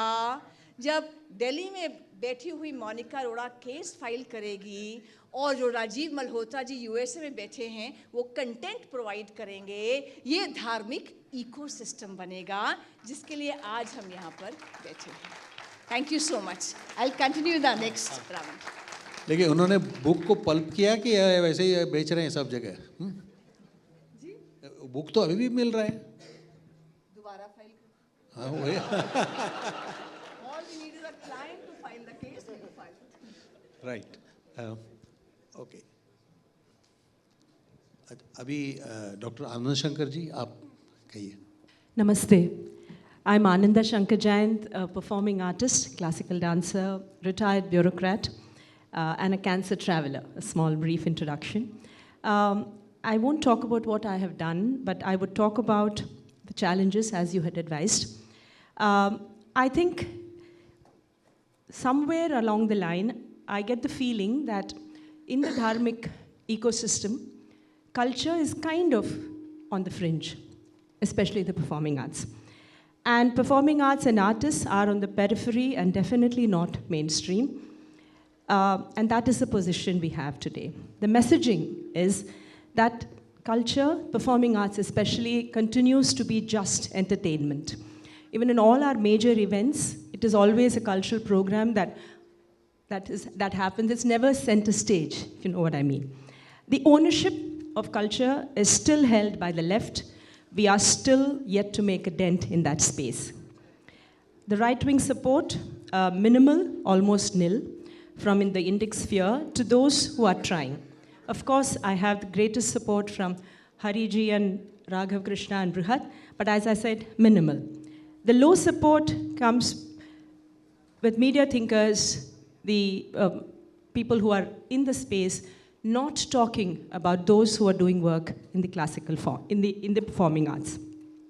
So I believe that the left acts like you don't exist, and the right behaves like you're irrelevant. So I think this is something we definitely need to change vis-a-vis the arts. We have broken into the Litfest sphere, but not yet into the performing arts sphere. Youth of today, as I heard Rekha ji speak, they follow the trendsetters, and they follow the ones who are funded, awarded, and fated by the left. And here we tend to draw, we cut a sorry figure here. The remedy, cultural narratives. It is important for cultural narratives to be continuous, ad nauseum, ad infinitum, for our young to take the narrative back. And here, the request is to support and magnify and amplify the voices and the work of those who are doing, so that the young who are sitting on the fence, who are looking for their livelihood, who are following those on the other side, will come to your side, not just as artists, but also as those who will carry the cultural narratives forward. It is important for us to reposition the arts as an integral part of IKS, and not just as entertainment, cultural, performative spaces. And here I request that somewhere in this auditorium and outside, somewhere we need to break the silos between Vidya Kshetra and a Kala Kshetra. Somewhere Kala Kshetras and Vidya Kshetras stand separate. Somewhere we need to blend it together. Learning through the arts, learning math through the arts should be part of the IKS. Yes, collaboration is the way forward. There's Pratibha here who's done enormous work in the arts. I do what I can in Hyderabad. But we seek amplification, magnifying what we do so that more can follow the path. What I would suggest, I would like to achieve in the next year, identify maybe 50, 100, 200, I'm sticking to performing artists across the country, and who are in the dharmic fold, who will probably come into the dharmic fold, and magnify and talk about them. And here I express a caveat: select the best, and not just someone who's just mediocre, because then we lose the game.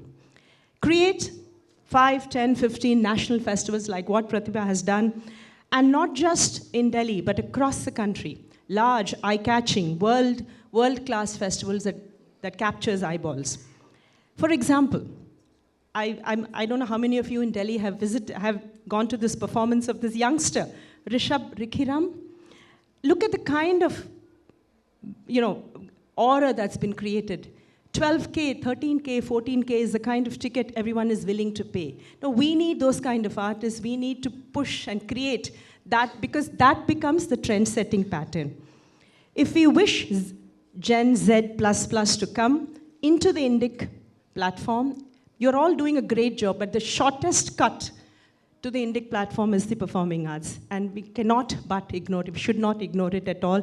We must do what we can to take this into the fold. And support. How can each of us find linkages for funding? Yes, there's a Hariji always ready to fund from his personal pocket, but many more need to come forward to fund this. Since I'm an ex-bureaucrat, the one important thing I would really like to emerge from this conversation is UPSC training.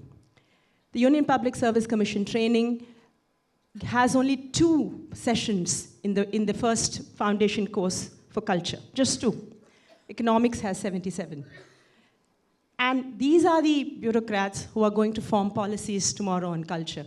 These are the ones who are going to create those scenarios that we will then imbibe. So it's important that from here, if we can send this message out that UPSC training requires an extraordinary input into culture, because that is not given at the school, college level, or at the early level. And for that matter, all training.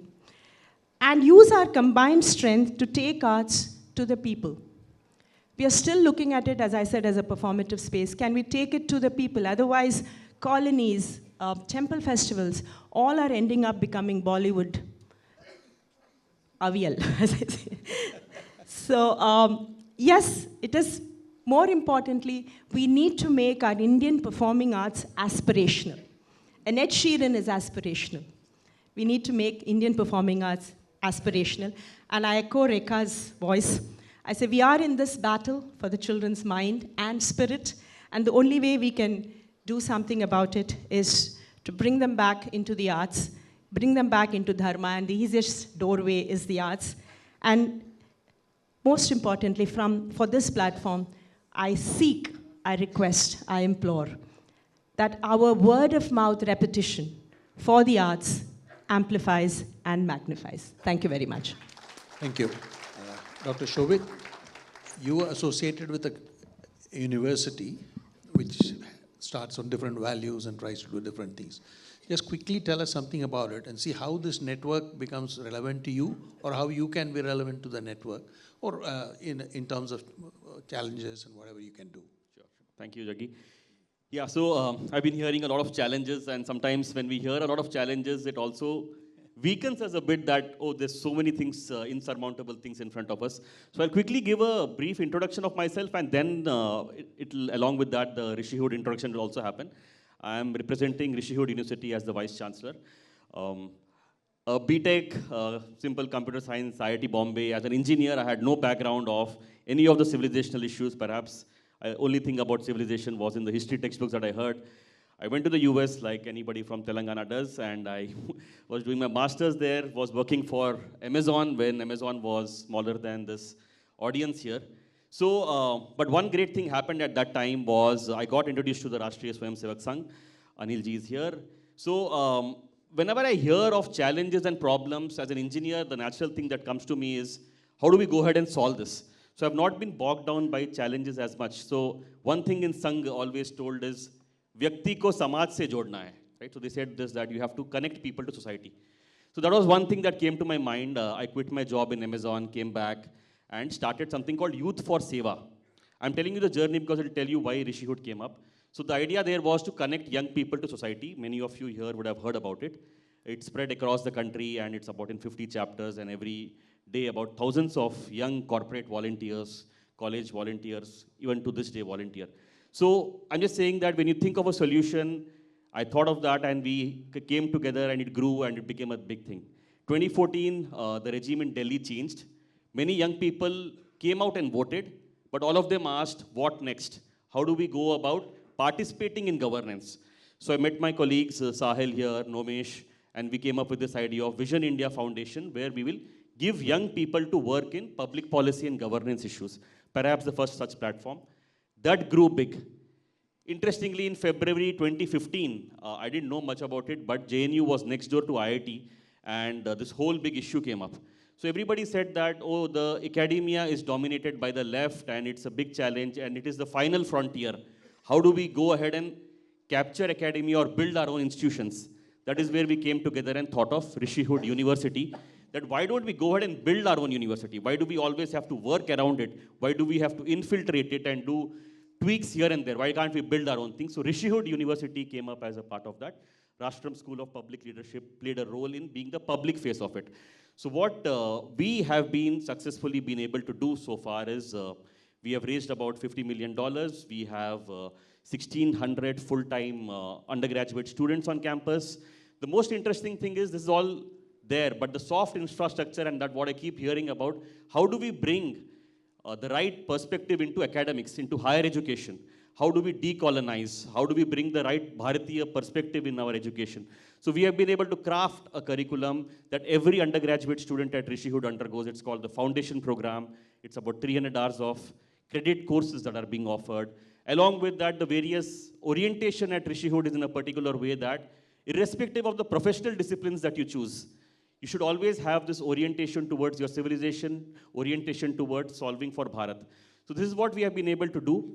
I think it's been in just, and all this happened in the last 8-9 years. So it just shows that if we have the spirit of thinking big, thinking of building institutions, like I still remember about 5 years back, we had an inauguration, and the tagline of Rishihood was, rebuilding Takshashila. Okay. So we all talk about Kautilya, we talk about Takshashila, but that's the story of 2000 years ago. Why can't we think of rebuilding such institutions? So we threw this big problem statement and said that we will rebuild Takshashila. And actually, if I think of challenges and problems, not as much, because the whole Hindu society, a lot of people from across the world have been very gracious to support us. And we have got here quickly and fast, and we are still growing. So when I see this, I think what is primarily lacking is, can we give that big ambition, big long-term vision to society, saying that we will do this. We will go and rebuild Takshashila. We want your support. And there are a lot of people out there who want to be a part of such mission. Today we have 300 full-time team members, many people from academics who have given up their careers, joined us, aligned with what we are doing. because of being a new university, a lot of parents trusting that such an education will not dent the professional, the prospects of of their kids, and they are sending their students to Rishihood. So all this is happening, but I think when we talk of civilization, my only point is that we should think of civilization scale as well. We can't talk of civilization and think of minor tweaks. We think big, we think audacious, and we present it to the society, and society responds in building institutions like this. That's where we are. Thank you. Thank you, Shobit. Nomeshji, you're from IIT Labs. I think you should tell us something about what you're doing there, and quickly, since we met also run out of time, so I'd like to, this is a longer panel than the others. Absolutely, I will not take a lot of time. Namaste everyone, it's such a pleasure to see this gathering in this August place. Let me tell you, my journey started from IIT Bombay in 1999 into these issues, and that year we could not imagine that a gathering like this will ever take place in this country in my lifetime. That itself is a very positive news. At IIT Delhi, I am a professor. I teach operations research, do research on that. We work with the government a lot on making their performance and their operations more efficient. I know for a fact that from efficiency, we can move to effectiveness if we use Dharma, if we use IKS. And that is why we have a project called Indian Knowledge Systems. It's named like that at IIT Delhi, where we've identified 4 sectors on which IKS will do what we call generative work. Challenges is the main thing that I think we want to talk about here. I think as a result of whatever has happened to us over the last 1,000 years, our people, society at large, our elders, our most important stakeholders, do not realize the meaning, the importance of institutionalization. We understand activism to some extent, we understand organizations, but what do institutions mean?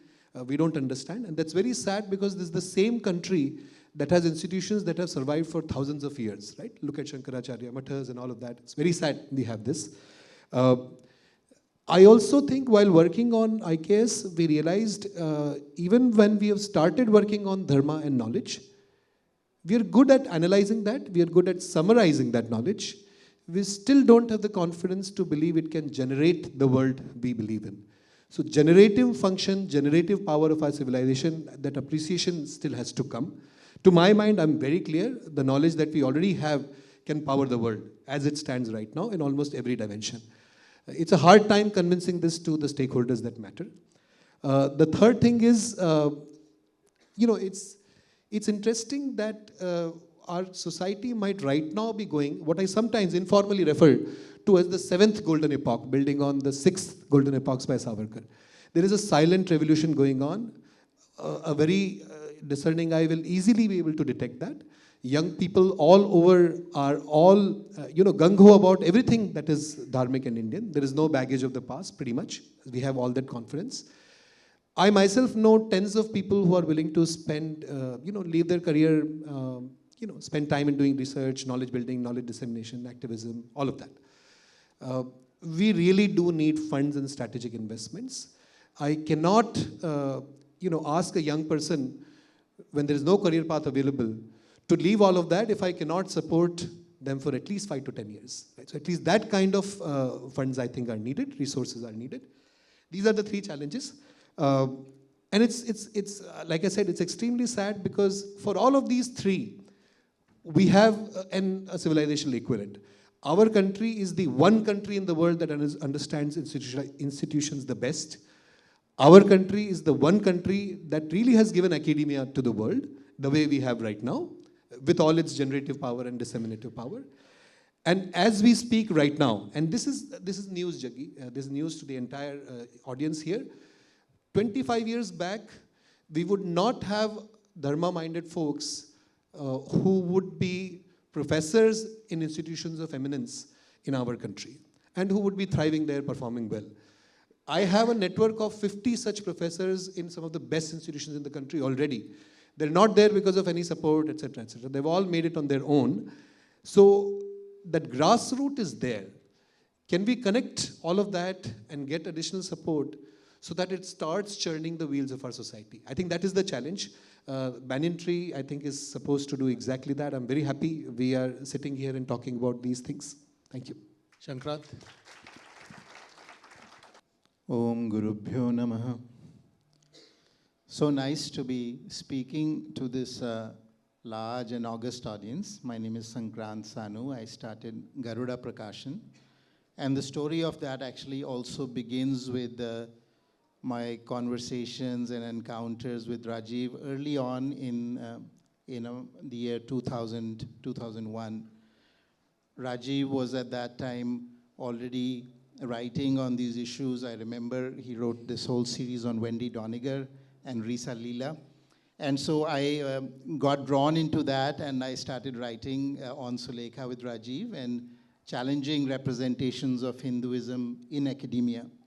And as I see this large audience, this function taking place in Bharat Mandapam, it's like, there was this small rebel star fleet that was on the corner somewhere, and now slowly we are approaching bringing the Death Star down, if I was to take a Star Wars analogy. But we have a long ways to go. I remember Rajiv had drawn a chart at that time, and he had this kind of strategic management view of things. So he had drawn a chart on how knowledge is being produced, how knowledge is being generated, produced, disseminated, and what are the institutions that are involved in it.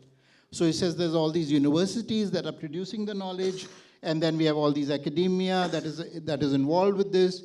Then we have publishing houses that are publishing the books, and then we have media houses that are taking elements of that knowledge, and they are being disseminated. And so we need to figure out a way in how to influence each of these layers.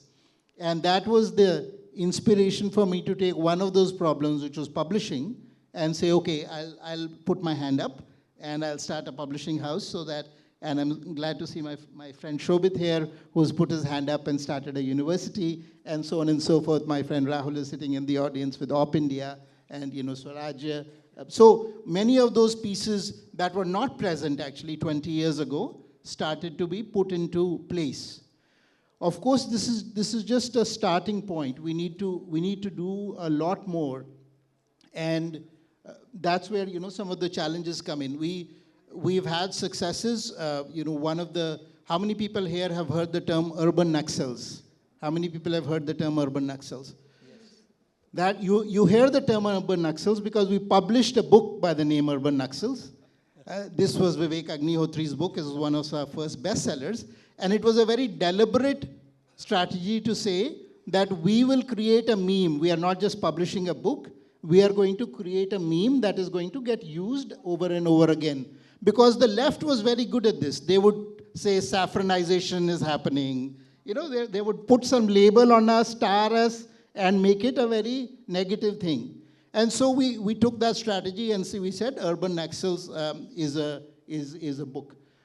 Similarly, Monica Ji, another Garuda author, is sitting right next to me. There was a case where there was a book on Delhi riots 2020. A big publisher canned that book at the very last moment because of influence from abroad. And suddenly there was a big outcry. A book was cancelled, and thousands of messages we got on social media saying, no, Garuda has to publish this book. And we are very glad that we were there. We were able to have a platform that was ready and being able to publish Monica G's book at that time. So this is also the importance of institution building. Even then, I remember that we published the book, we put it on Amazon for a pre-buy, and Amazon took it down.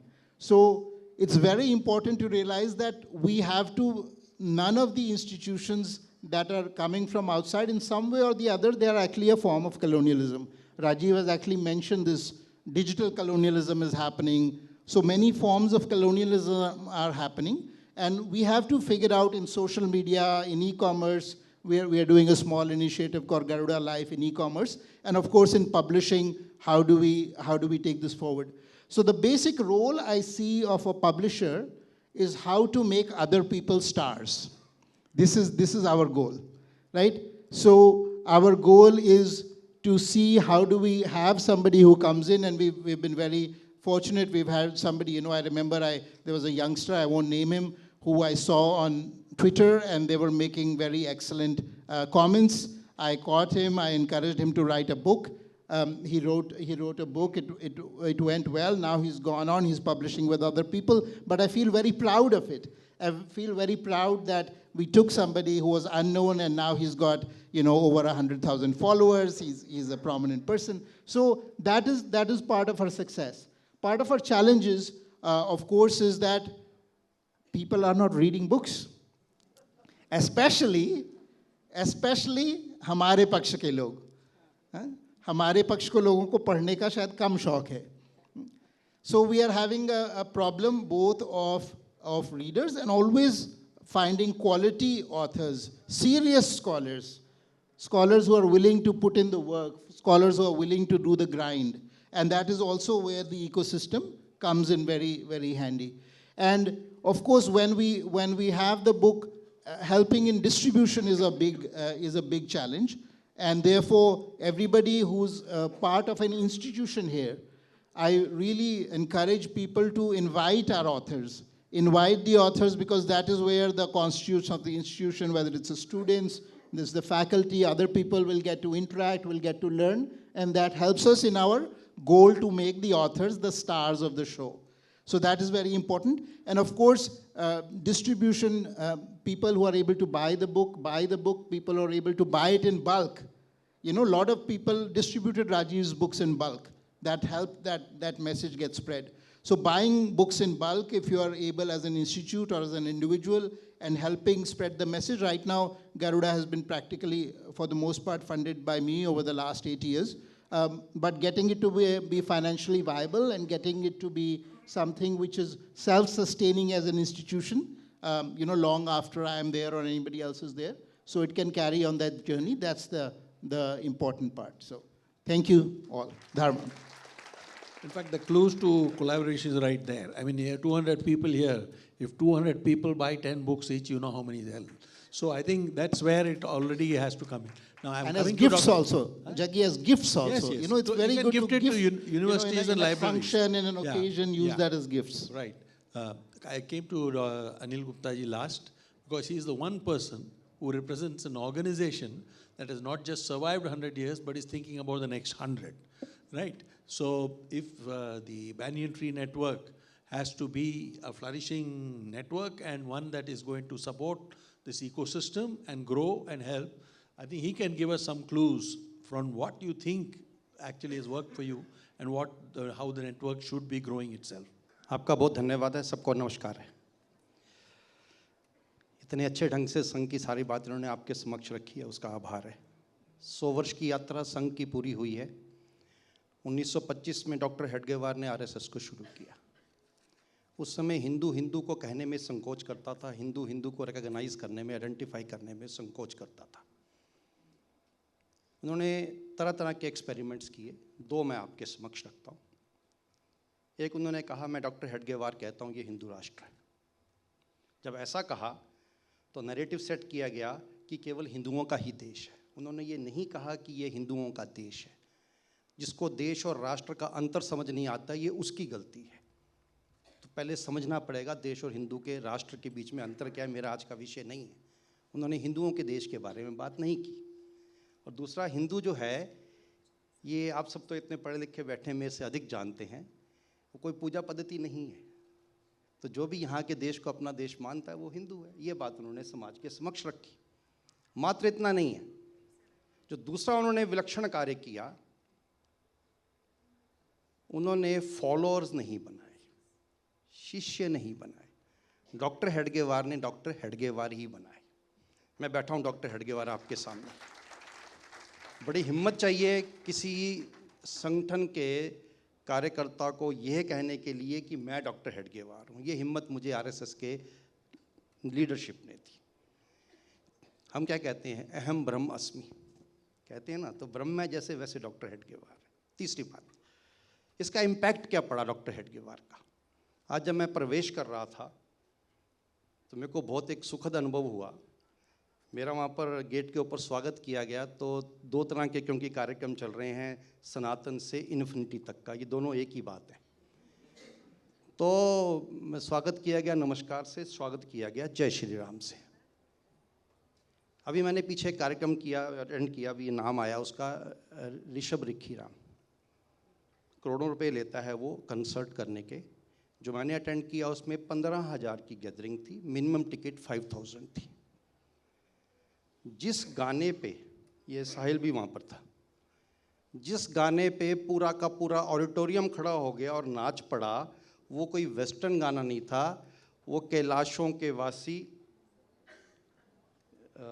Bholenath के ऊपर जो भजन था। तो मैं हैरान रह गया कि ऋषभ रिखी राम जो है वो कैलाशों के वासी गा रहा है, और इतनी बड़ी जो एलीट क्लास है 15,000 की बैठी हुई है, 5-5 हज़ार रुपये 10-10 हज़ार रुपये की टिकट लेके आई हुई है, वो उस कैलाशों के वासी पे नाच रही है।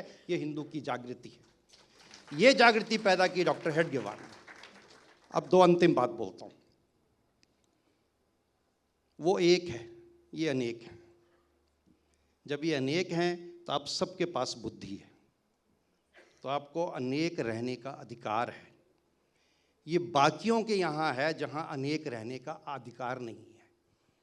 हमारे यहाँ अनेक रहने का अधिकार है, इसलिए हर किसी के पास संगठन है एक, और उस संगठन को चलाने का, उसकी आइडेंटिटी बना के रखने का, उसकी एंटिटी बना के रखने का आपका अधिकार है। केवल करना ये है, 3 पंक्तियां हैं जिसके साथ आज का कार्यक्रम प्रारंभ किया गया। संवो मनांसी जानता, सबके मन समान हो, तो मन कैसे समान हो सकते हैं? तो उसमें सॉल्यूशन दिया गया पहले 2 शब्दों में, वो भी बोला गया, संगच्छध्वम संवदध्वम, साथ मिलके बोलें, साथ मिलके चलें।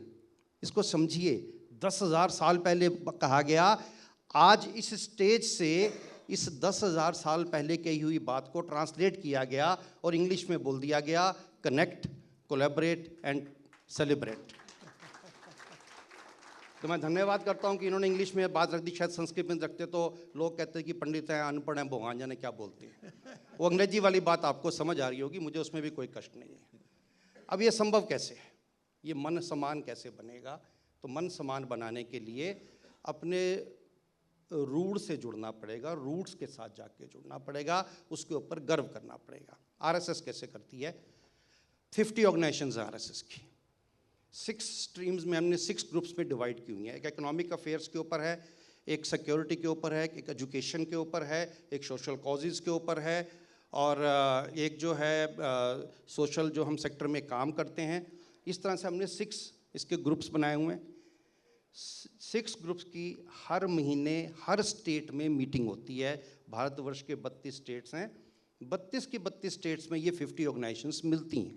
इंडिपेंडेंट हैं, अपने रूल्स एंड रेगुलेशंस हैं, लेकिन अम्ब्रेला ऑर्गेनाइजेशन के अंडर आते हैं, आपस में बात करते हैं, जिसको आप कोलैबोरेट कह रहे हो। संगच्छध्वम, साथ में चलते हैं। फिर अखिल भारतीय स्तर पे इसकी मीटिंग होती है, रिसोर्सेज को आपस में शेयर करते हैं, रिसोर्सेज को शेयर करके और समाज के अंदर परिवर्तन की एक वेला बनाते हैं। पर समाज में जो परिवर्तन दिखाई दे रहा है, इस 3 शब्दों के कारण ही संभव हो पाया है, ये जो कनेक्ट, कोलैबोरेट और सेलिब्रेट है। तो आप सभी का सेलिब्रेशन बना रहे। असफलता और सफलता दोनों की सेलिब्रेशन होती है। उनके यहाँ पर ये 2 शब्द हैं, वो एक्सटेसी कहते हैं, हम आनंद कहते हैं। आनंद वालों के यहाँ सुख दुख नहीं होता, आनंद वालों के यहाँ केवल आनंद ही होता है। तो इस बात को ध्यान में रखते हुए एक लास्ट बात कह रहा हूँ, ये सेल्फ इमोलेशन बंद कर दीजिए कृपया करके। मत कहिए कि 4 इकट्ठे तब होते हैं जब 5वें को ढोना होता है। बंद कर दीजिए, हो गया, बहुत हो गया, नहीं सुनेंगे अब, नहीं चलना ये। मत कहिए कि हिंदू इकट्ठा नहीं होता है। आप ही कहोगे तो सामने वाले को तो 100 बार कारण मिलेगा कहने का। क्यों कारण देते हो उसको? मत दीजिए, बंद कर दीजिए कारण को देने को। आपकी जो ताकत है वो संसार देख रहा है इस समय। मुझे आज ना तो समय है, और मेरे से बहुत ज़्यादा बड़े मेरे तो गुरु भी बैठे हुए हैं, स्वामी विज्ञानानंद जी मेरे से छोटे हैं लेकिन मेरे गुरु हैं। ये भी हिंदुइज्म में संभव है कि मेरे से छोटे हैं और मेरे गुरु हैं, मैं इनके चरण छू लेता हूँ। मैं 65 साल का, ये 50 के होंगे, मैं इनके चरण छू सकता हूँ। ये केवल भारतवर्ष में संभव है, हिंदुओं में ही संभव है। तो सेलिब्रेशन कीजिए। और बीटीएन से क्या मुझे उम्मीद है, मैं आपके सामने अगर मुझे मौका मिलेगा तो रख दूंगा, नहीं तो फिर कभी बात कर लेंगे। Thank you. I think we run out of time. So what I would like to sum up is simple things. I think we all know we have challenges, but we now have a forum, a network that can presumably do that. If we can create an institutional structure where people can present their problems and somebody says, okay, maybe you can consult him, maybe you can do that, and we can learn something from the way the RSS has organized things, the way they've done it. I think there are a lot of solutions. We need not look at challenges as problems. They're all soluble, and with a network, a dharmic network that is supportive, that is celebrative, and that also allows you to meet and collaborate, you are going to be in the next thing. Only thing is we need the institutional structure that allows it to happen, and I hope that from here on, the institutional structure to develop that collaboration and support will be built up steadily. Thank you very much. I commit to this. Thank you to each and every panelist and Jaggi ji, of course. आज जो भी हमने ये आयोजन किया है, we had a panel discussion earlier on and then this one. Panel में जो भी इंटेलेक्ट अभी है, हम पूरा दिन पर बैठकर विचार कर सकते हैं और एक्शनेबल्स के साथ भी उभर सकते हैं.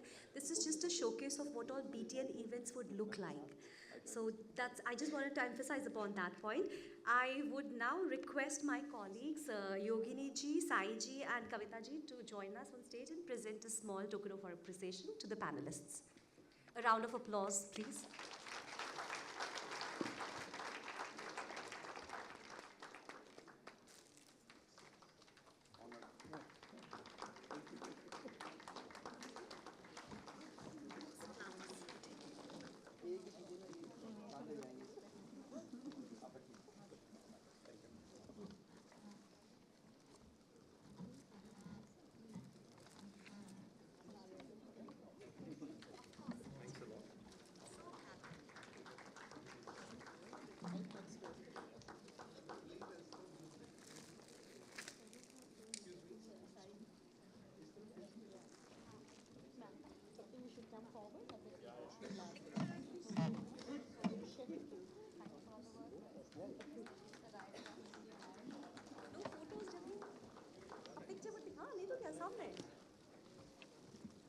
I request my photographer friend to click a picture. The ladies, Sai, maybe you would want to.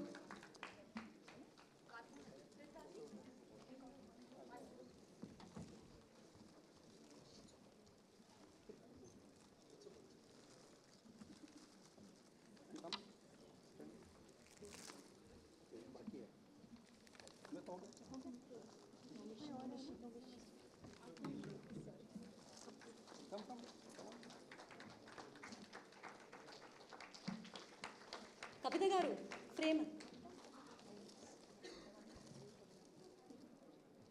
धन्यवाद. Thank you so much. Thank you. Panel discussions हो गए, अब हम बढ़ेंगे संवाद की ओर. ये एक अवसर है जहां आप और हम मिलकर आगे की दिशा निर्धारित करने में सहभागी बनेंगे. मैं श्री राघव कृष्ण और श्री शिव कुमार जीवी से अनुरोध करती हूँ कि वे इस संवाद को आगे बढ़ाएं. Raghav ji, Shiv Kumar ji. It's not a dialogue between Shivuji and I, it's a dialogue between all of us. I think in the first session, there were a few important references to the vision, values, and strategy. This next half an hour, we'll try and bring that out in a very clear form, but also take feedback from all of you. All of you would need your mobiles to be turned on for this. We'll have an app that actually allows us to interact. It's a quick, quick workaround that we've done to ensure that we have a dialogue in a large forum. So the one word that I've heard Harikiranji mention time and again over the last month and a half since we've been talking about this is thrive. So it's a very forward-looking, very positive, very ambitious and assertive kind of framing. So the vision that we are framing right now, and this would need to be strengthened with inputs from all of you, is thriving global network rooted in Dharma, confident in its identity, and strategic in its intent. I think all of that has already come out in the first session when Rajivji and Harikiranji spoke. I think Hariji mentioned this. I'd just briefly explain this again, that the transaction costs of discovery, trust, and learning, that's what this network will reduce. If we can reduce the discovery cost, if we can reduce the cost of building trust, and if we can reduce the cost of learning together, then I think we have a competitive advantage. That's what this network aims to do. And to do that, and to actually generate value together, we have framed certain values. And in framing these values, we recognize the poles that we need to hold together, the opposing tensions that we need to hold together. Like Scott Fitzgerald says, the hallmark of a first-rate intelligence is the ability to hold opposing ideas and be able to function. So there are 6 pairs here: independent and interdependent, learn and teach, contribute and belong, connect and create, and the final one, of course, is mutual respect, which anyways has the both the parties embedded into it. Rajiv ji already mentioned this, as the vision of engagement. It has 2 dimensions: the time dimension and the spatial dimension. The time dimension is past and present to future, and the space dimension is the inner world and the outer world. Most of our work is in one of these dimensions, and BTN network, invites all of you to, enter into the BTN network in any one of these dimensions, but the entire universe is there for you to explore.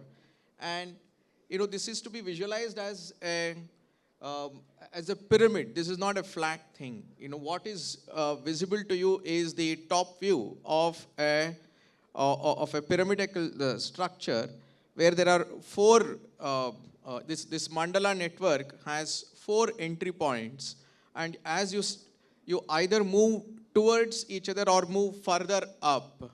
As you move further up, the whole universe becomes far more clear to you. So the gateways are the inner sciences, the outer knowledge systems, the history and cultural memory, and the study of society and contemporary issues. This collectively covers most work that we are currently exploring across. We may be thinkers, domain experts, we may be institution builders, or we may be cultural leaders. In these 4 elements of this mandala, and the mandala is a fractal reality, it always compounds and becomes bigger and bigger. So we invite your participation in this. Thank you. Next slide. So specifically at the Banyan Tree Network, we'll be focused upon these 5 critical elements. We call them the Banyan Tree Network instruments. So the most important thing is to have schools of thought. Rajiv ji has evolved a 108 framework school of thought. We encourage people to engage with it, understand it, and build beyond. One school of thought always spawns other schools of thought. To take it to the highest level, when Adi Shankara established the Advaita, it led to several other schools of thought over the centuries, as Advaita and Vishishtadvaita and so on and so forth. So we aim to start with the fantastic framework that Rajiv ji has created. We work on it and build beyond. BT Prize, we offer grand challenges encouraging bold ideas and practical solutions for Dharma. That is extremely important. Society and the planet. Lokasangraha, we discussed that. And the third thing is BT Live, our talk series will be exploring lots of ideas. Many of you will contribute to that. They're rooted in Dharma and relevant for today's world. BT Congress, we will have our flagship gathering held once in 2 years, a large event that will bring all thinkers, practitioners, creators, and leaders, just as we all are here today. And the BT app, which will be soon unveiled in the coming months, it's a digital home for all the Banyan Tree Network members, so that we can discover each other, we can build trust, all the 5 elements, 5 values that we presented. The BT app will become a personification of that for us to be together in this, and in this gathering will be forever. Thank you. With this, we will move to a small engagement. We have just 3 to 4 questions, requesting you to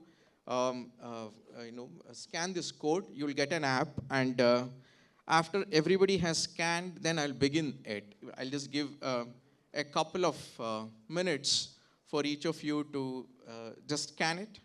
We just want to take your feedback as to what you, how is it that you would like to contribute and engage with the BTN network, and what do you expect from the BTN network? This will help us further translate the values and the programs and align it with the expectations, with the thought process of all the members of the Banyan Tree Network. Thank you. You're able to scan this and get to the section? Okay. I'll move to the next slide. Okay, that's the first question. You can, okay, you should now be able to see it, yeah. So you should be able to see this on your mobile screens as well. You can provide your input, just a custom role, whatever your role is. As you can see, people are filling it out. This is getting updated in real time as you guys fill, so I would really appreciate if you could all participate. You can't get it. Code नहीं बस वो scan किया तो आपका आ जाएगा हाँ हाँ No worries. Let us finish this process. Probably we can again do it for you, but let's finish this one at least. क्योंकि इतने जन कर पाए हैं तो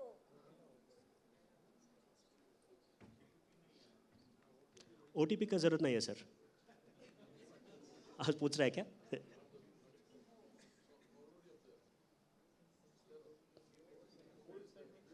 If you use that code at the top of the screen, you can see a code. You could use that to enter. I'll move to the next. Shall I move to the next question? I think some of them haven't. We'll pause. Just let's create a safe space here with less energy.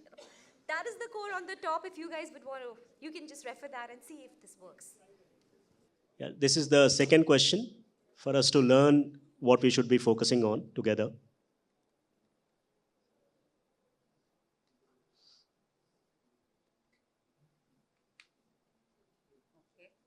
We have some entries already.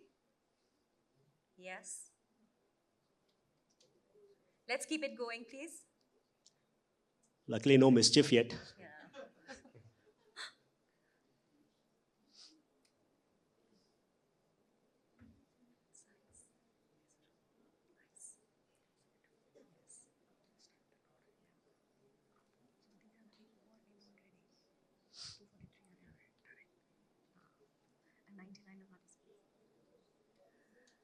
So on the bottom right, you can actually check the engagement stats in real time.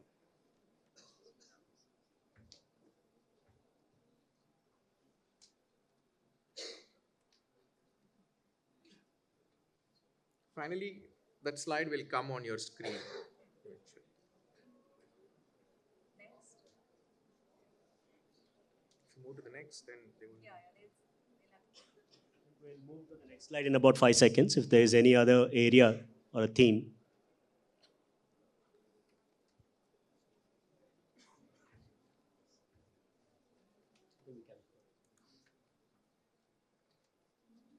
So what support do you seek from the BT network for your dharmic initiatives? What would be the best support that BTN can provide in your context?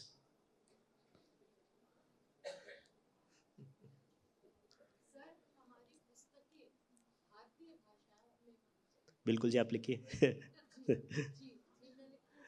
बिल्कुल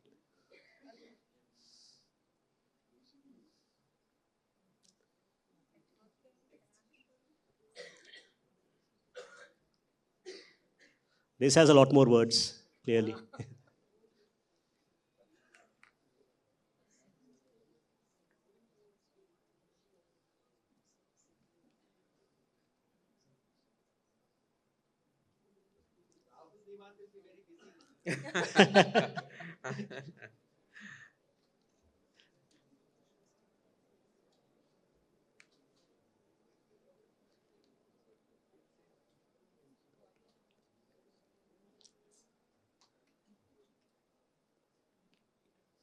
This is the last.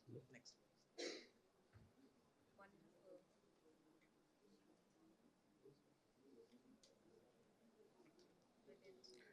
The font may be less now, but on your phone also it will appear eventually. So.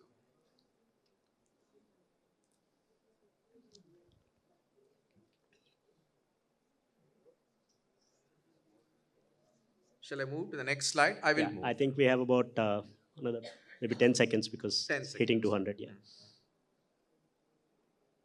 Wow. Okay. Literature for Army Jawan. Okay. All right. Shall I? Yeah. We are hitting 200. So linked to the value of create and belong, what would you like to contribute to BT Network? We'd like to see at least the same number of words. Ideas. Something from execution side, perhaps?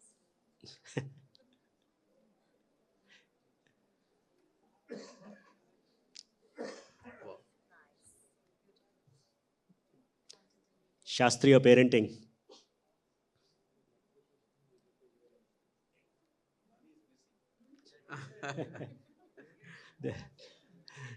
Somebody wants to contribute Bharadwaj. But we have funding there, so not entirely. Must be Rishi.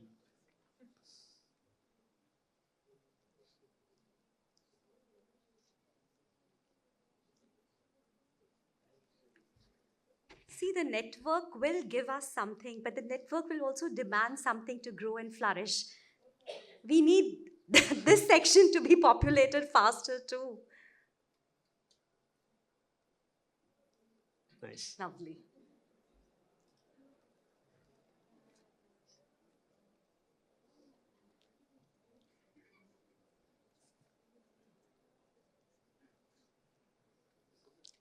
Interfaith mentorship is an interesting area that somebody is willing to contribute.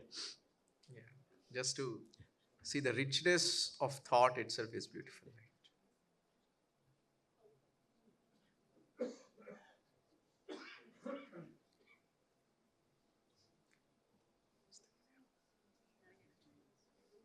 I think we can. Another last 5 seconds, then we will wrap this up.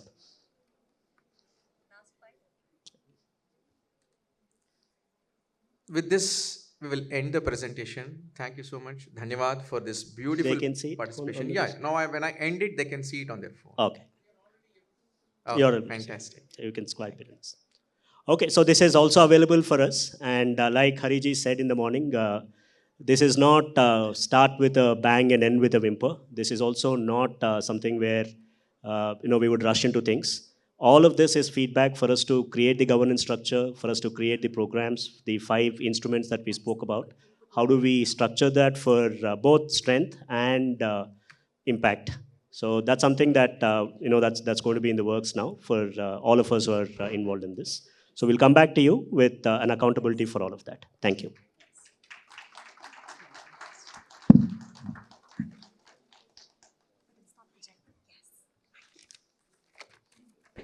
धन्यवाद Raghav and Shiv Kumar ji.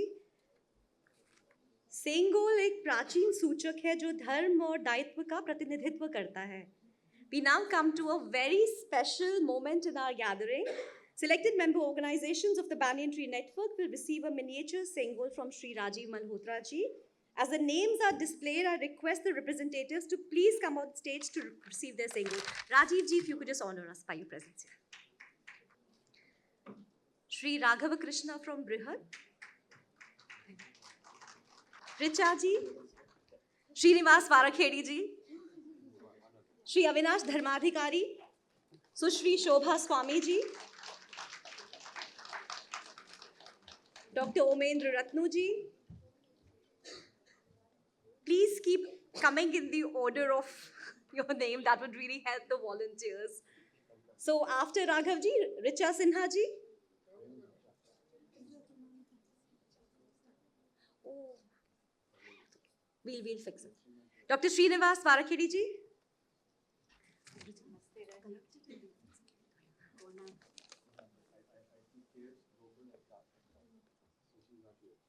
So Richa will receive on her behalf and we will then...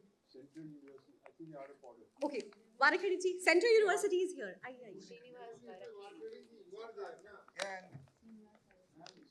Thank you, Swami ji. Shri Avinash Dharmadhikari ji.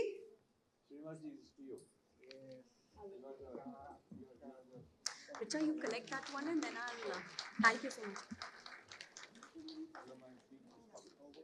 Shobha Swami ji from Kohuna. Yes, I'm here. All right.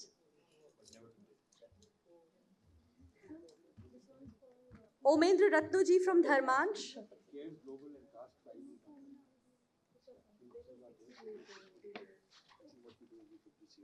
Omendra Ratnu ji.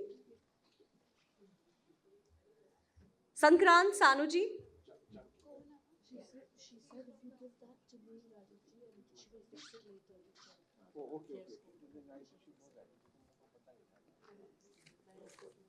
Mohinder Gulati ji.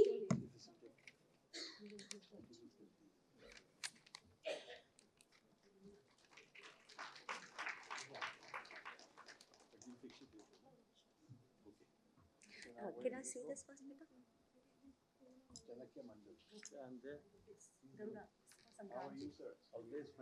Sankranti.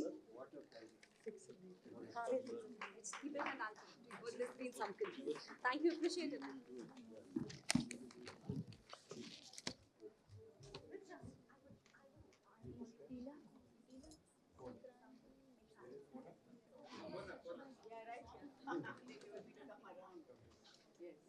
Thank you, Rajiv, for everything.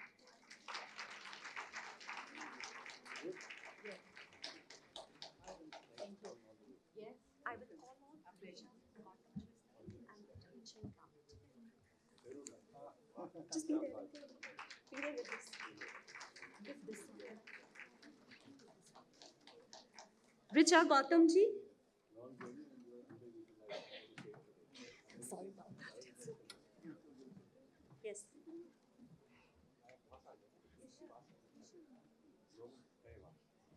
Is Nitin Sridhar ji from Indica here with us? Kindly join us. Yes, sir.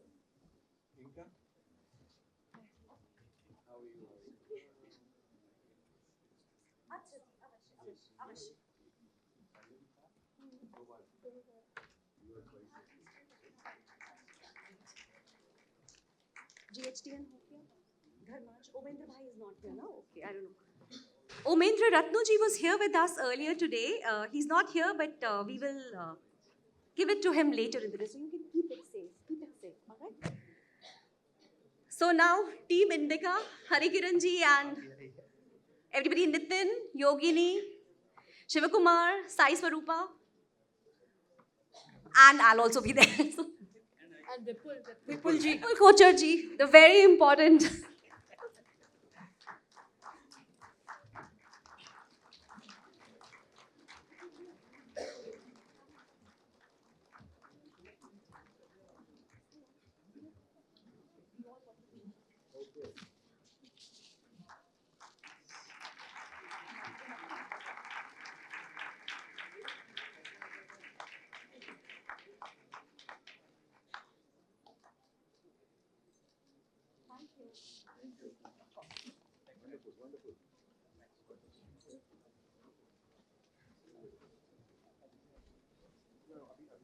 Radhika Bhandari ji.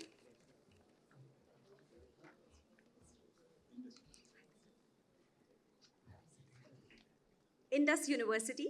Radhika Bhandari ji will accept it on behalf of Indus University.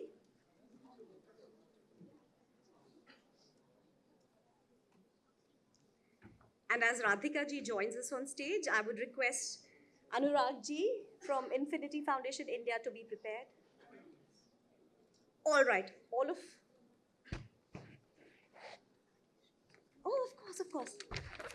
It's an honor to have with us Dr. Nagesh Bhandari ji also. So they, Nagesh ji and Radhika ji will accept it on behalf of Indus University. Such an honor for us. Great. Wonderful, congratulations.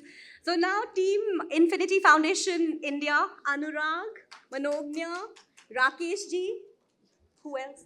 Shubhadeep and Raghavan ji. Having worked closely with this team for the last 1 month, I feel like a part of Team Infinity Foundation, but then I'm a part of PTN, so congratulations.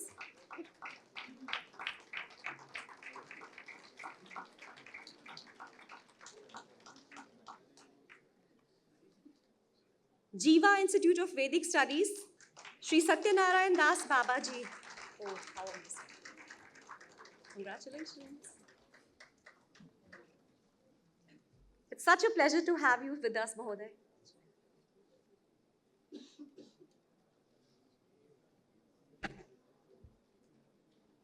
A round of applause for Jiva Institute of Vedic Studies. Namaskar. Namaskar.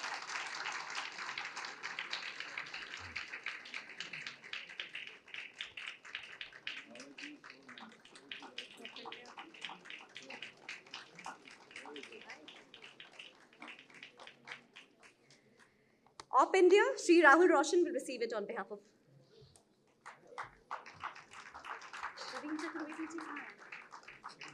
Praveen जी, आप आसीन हैं, हमें भी तो यहाँ join कीजिए. So Rahul Roshan from Op India. Shri Praveen Chaturvedi will receive it on behalf of Prachyam. Praveen ji.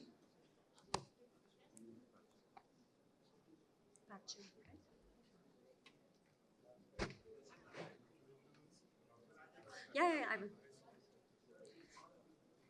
Wait, I'll call.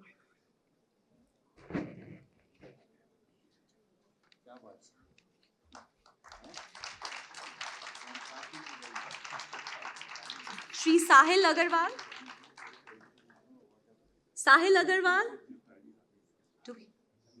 Sahil, Shobhit and Soumya have just escaped from the auditorium for a bit, it seems, so we'll just wait for them. In the meanwhile, Shri Rahul Diwan for Sarayu Foundation.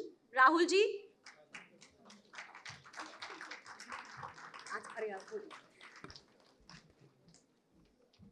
Rahul Diwan, founder Sarayu and Hindu Fund.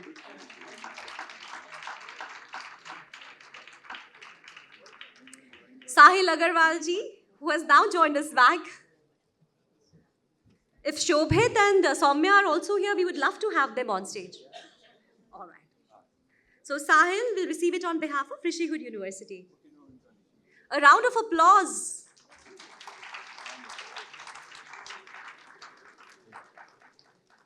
Richa Sinha ji will receive it on behalf of the Scottish Hindu Foundation.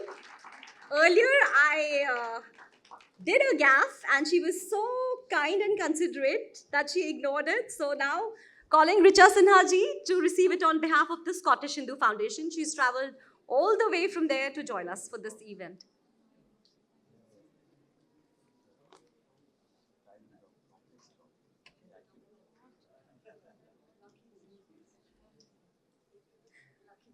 So amazing of you. Love it. Richa Sinha ji.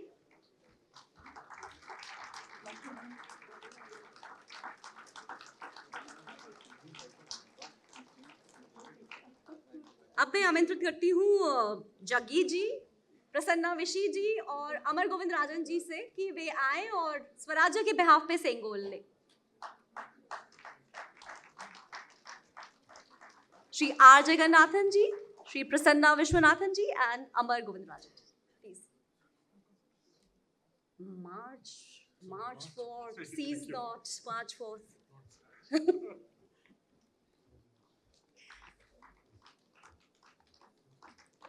Shantanu Gupta ji.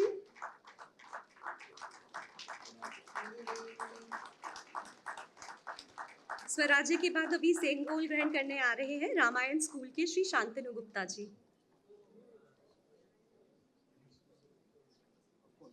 So sweet.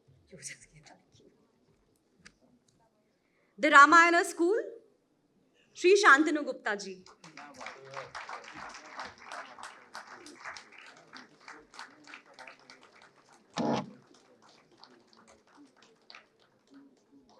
Thank you so much, girls. Shri Ashish Dhar will accept the Sengol on behalf of Upward Foundation. Ashish Dhar ji. Heartiest congratulations.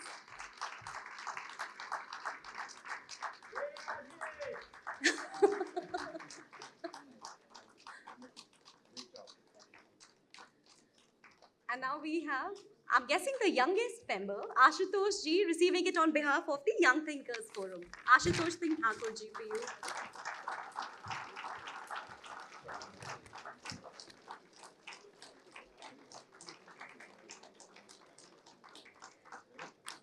Thank you, Rajiv ji. And thank you to all the representatives. This gesture reflects shared responsibility and collective purpose. Of course. Rajiv ji. Congratulations to all of them. And with this comes responsibility, which means that you have to give back. The yagna is giving and not just receiving. So now your chance to give for the next few years. All the best to you, and we'll work together.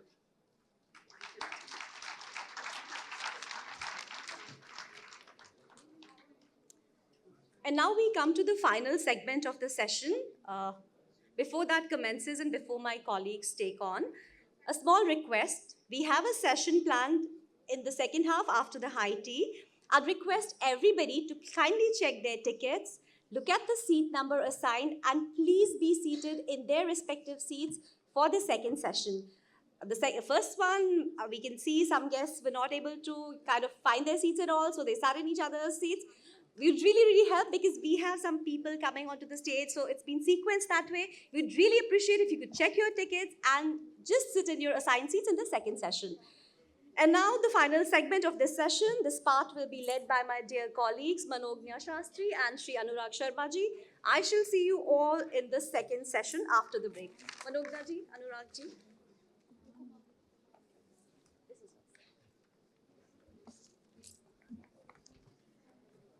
Namaste all.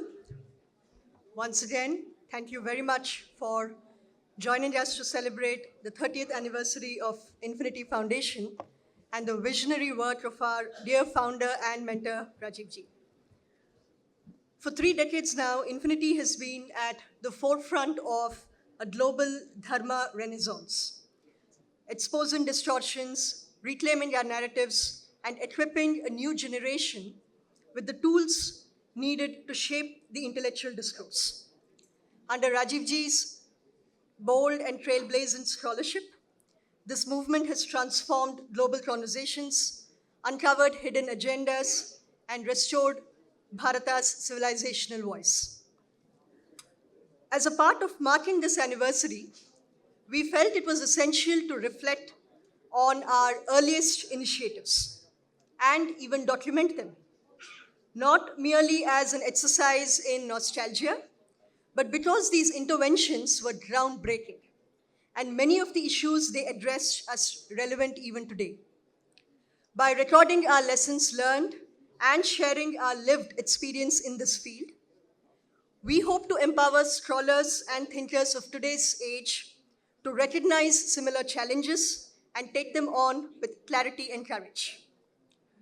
All of you here today as a part of the Banyan Tree Network are fellow travelers in this journey, and that is why we are so delighted to share with you all our anniversary volumes.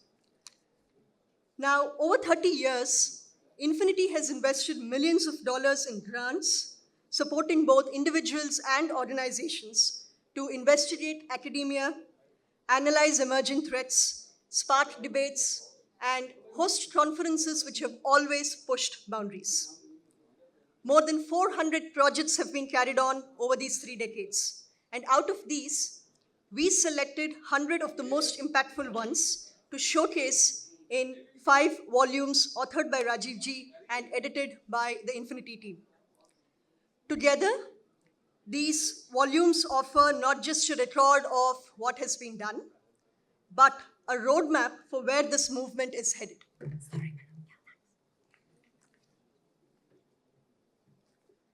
The first book in this series is Reclaiming the Mind Sciences. Now, this book celebrates a vision which has been very central to Infinity Foundation from its beginning. That is to decolonize and reclaim the mind sciences and to establish Indian psychology as a legitimate and respected academic discipline in Indian universities. So now in this book, we take you through the early years of this journey, including Rajiv ji's Purva Paksha from 1994 to 2001.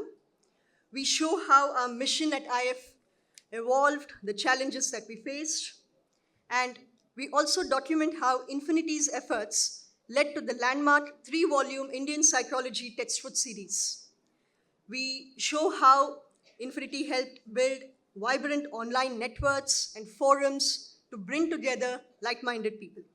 So Reclaiming the Mind Sciences is essential read for anyone interested in this very important domain of the Indic knowledge systems, and it serves as both a field guide as well as a benchmark in this discipline.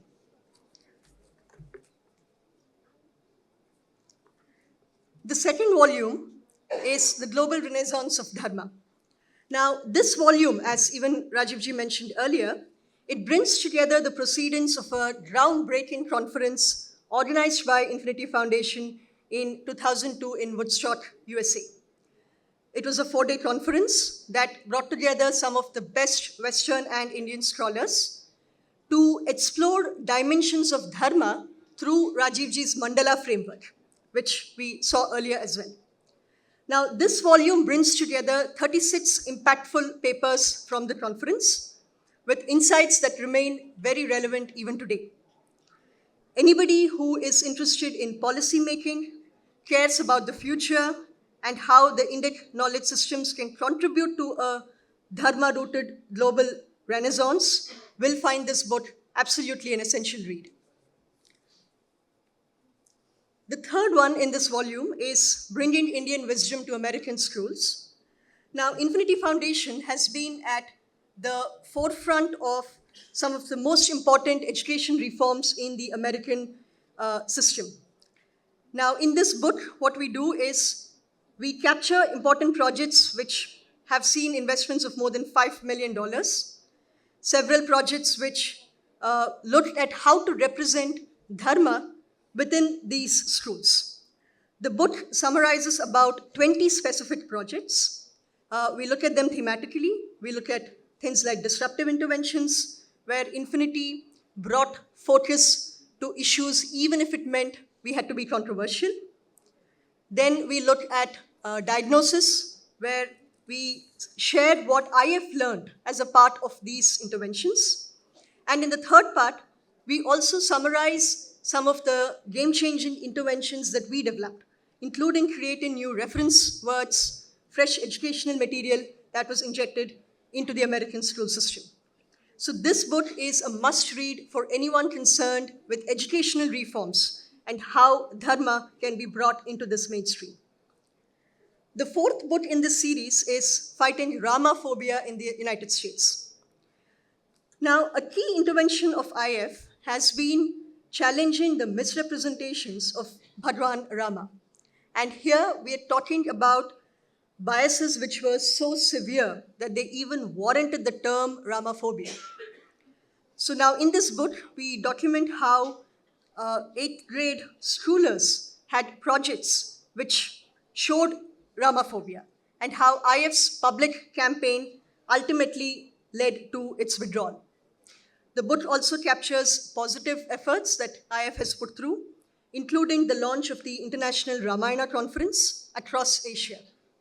So this anniversary volume is very important for these crucial interventions and a valuable resource for those working in this domain. The next book is Reviving Sanskrit.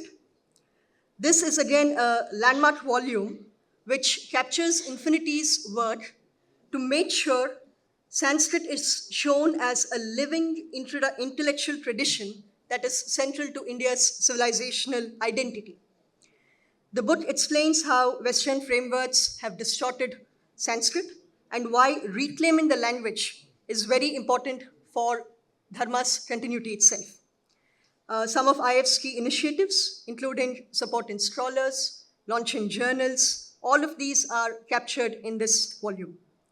It also shows how the solution that we have, which is Sanskrit non-translatables, was developed, and it offers a very clear roadmap for those interested in this segment.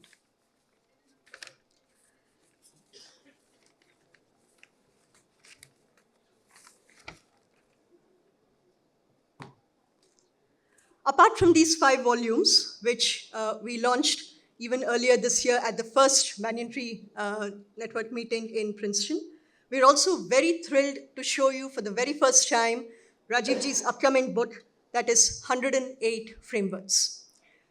Now, the difference between creating a change which impacts civilizations long term versus being individual scholars with loosely connected concepts is the creation of a school of thought. And that has been one of Rajivji's most important creations. Now, in this book, we capture some of his proprietary vocabulary, his frameworks, each of which are interconnected to form a cohesive system that can lead to a school of thought. So this is for the first time that we are unveiling the cover. The book is in its final stages of completion, and we are very much looking forward to launching it earlier next year. We also have 2 very special Hindi volumes that we have launched, and my colleague Anurag will walk you through them. हाँ, जय श्री कृष्णा। यहाँ उपस्थित सभी अतिथियों को मेरा सादर प्रणाम। आज मैं राजीव जी की 2 पुस्तकों के बारे में चर्चा करूँगा। पहली पुस्तक है जो अंग्रेज़ी में अभी कुछ वर्षों पहले आई थी, वर्ण जाति कास्ट। आज हम इसका हिंदी अनुवाद जो है उसका विमोचन करेंगे। वर्ण जाति जो कास्ट जो बुक है, ये जो पुस्तक है, आपको पता होगा हमें ये लगता है कि वर्ण जाति और कास्ट जो है वो समानार्थी शब्द है, जबकि ऐसा नहीं है। किसी भी विद्वान ने मेरी समझ के अनुसार अभी तक इसका जो अंधविश्वास और जो भ्रांतियाँ इस वर्ण जाति और कास्ट को लेकर जो भ्रांतियाँ हैं, उसका किसी ने भी एक प्रकार से खंडन और उसके ऊपर शोध नहीं करा है। उसके बारे में क्या इसकी वास्तविकता है, इसके बारे में नहीं बताया है। तो ये पुस्तक जो है बहुत महत्वपूर्ण है कि राजीव जी ने इसमें चर्चा करी है कि वर्ण जाति और कास्ट, इसमें क्या भेद है, वर्ण क्या होता है, जाति क्या होती है, कास्ट क्या होता है, इसके बारे में इस पुस्तक में चर्चा करी गई है।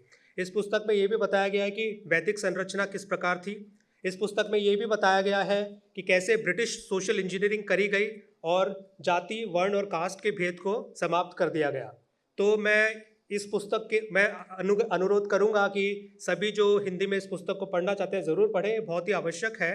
और इसी के साथ मैं दूसरी पुस्तक, क्योंकि समय का अभाव है इसलिए मैं ज़्यादा अधिक समय नहीं लूँगा, दूसरी पुस्तक है artificial intelligence and the future of power. ये भी कुछ वर्षों पूर्व अंग्रेज़ी में आई थी, मैंने अभी अंग्रेजी का शीर्षक बताया है आपको।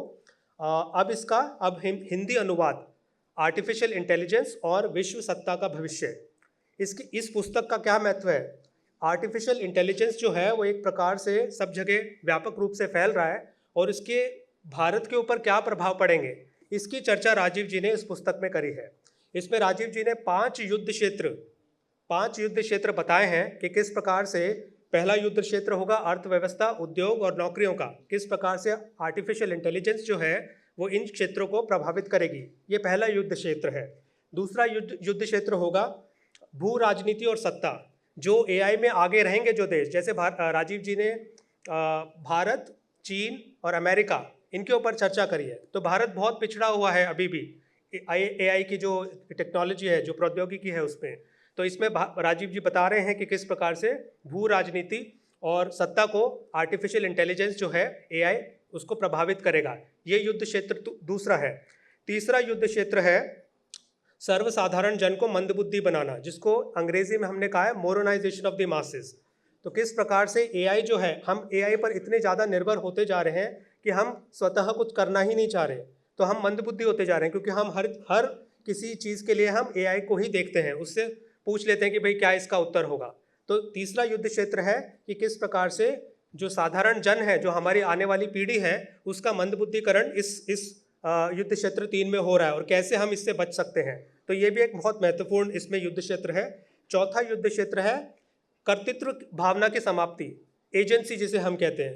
हम कुछ स्वतः करना ही नहीं चाह रहे, हम सब कुछ जो है हमने एआई, जिनको हमने देवता बना दिया है, गूगल देवता, ट्विटर देवता, हम इनसे अपने हमें किसी भी विषय पर अगर हमें कोई उत्तर चाहिए तो हम इनसे पूछ लेते हैं। तो हमारी जो सेंस ऑफ एजेंसी है, जिसे हिंदी में हमने कर्तृत्व भावना कहा है, उसका भी एक प्रकार से समाप्ति हो रही है। तो ये भी एक बहुत महत्वपूर्ण मुद्दा इस पुस्तक में इसमें बताया गया है। चौथा युद्ध क्षेत्र ये हो गया। पांचवा युद्ध क्षेत्र है जो भारत के लिए है कि कैसे भारत, क्या हमारा देश जो एआई की जो क्रांति आ रही है उससे लड़ने के लिए सक्षम है। क्या हमने कोई तनाव परीक्षण, जिसे हम स्ट्रेस टेस्ट कहते हैं, क्या हमने ऐसा कोई तनाव परीक्षण करा है तो इसमें राजीव जी ने उसके ऊपर भी चर्चा करी और उन्होंने बताया है कि किस प्रकार से हमें तनाव परीक्षण करना चाहिए और उसके अनुसार हमें अपनी तैयारी करनी चाहिए, क्योंकि ये क्रांति तो आ गई है, इसको कोई रोक नहीं सकता, लेकिन हमें इसके ऊपर इसका तनाव परीक्षण करके और इससे हम कैसे बच सकते हैं या इसका कैसे उपयोग कर सकते हैं अपने आप को विकसित करने के लिए, इसके ऊपर चर्चा करी गई है। तो ये पुस्तक भी बहुत महत्वपूर्ण है, स्पेशली जो टेक्नोलॉजी के संबंधित जो लोग हैं उनके लिए पढ़ना, और सभी के लिए इनफैक्ट, क्योंकि ये सबको ही प्रभावित करेगी।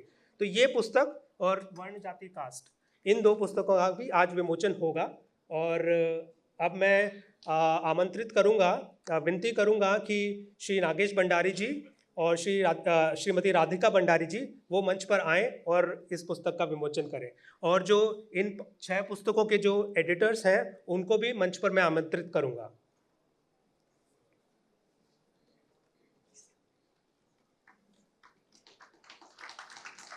कृपया तालियां बजा दीजिए।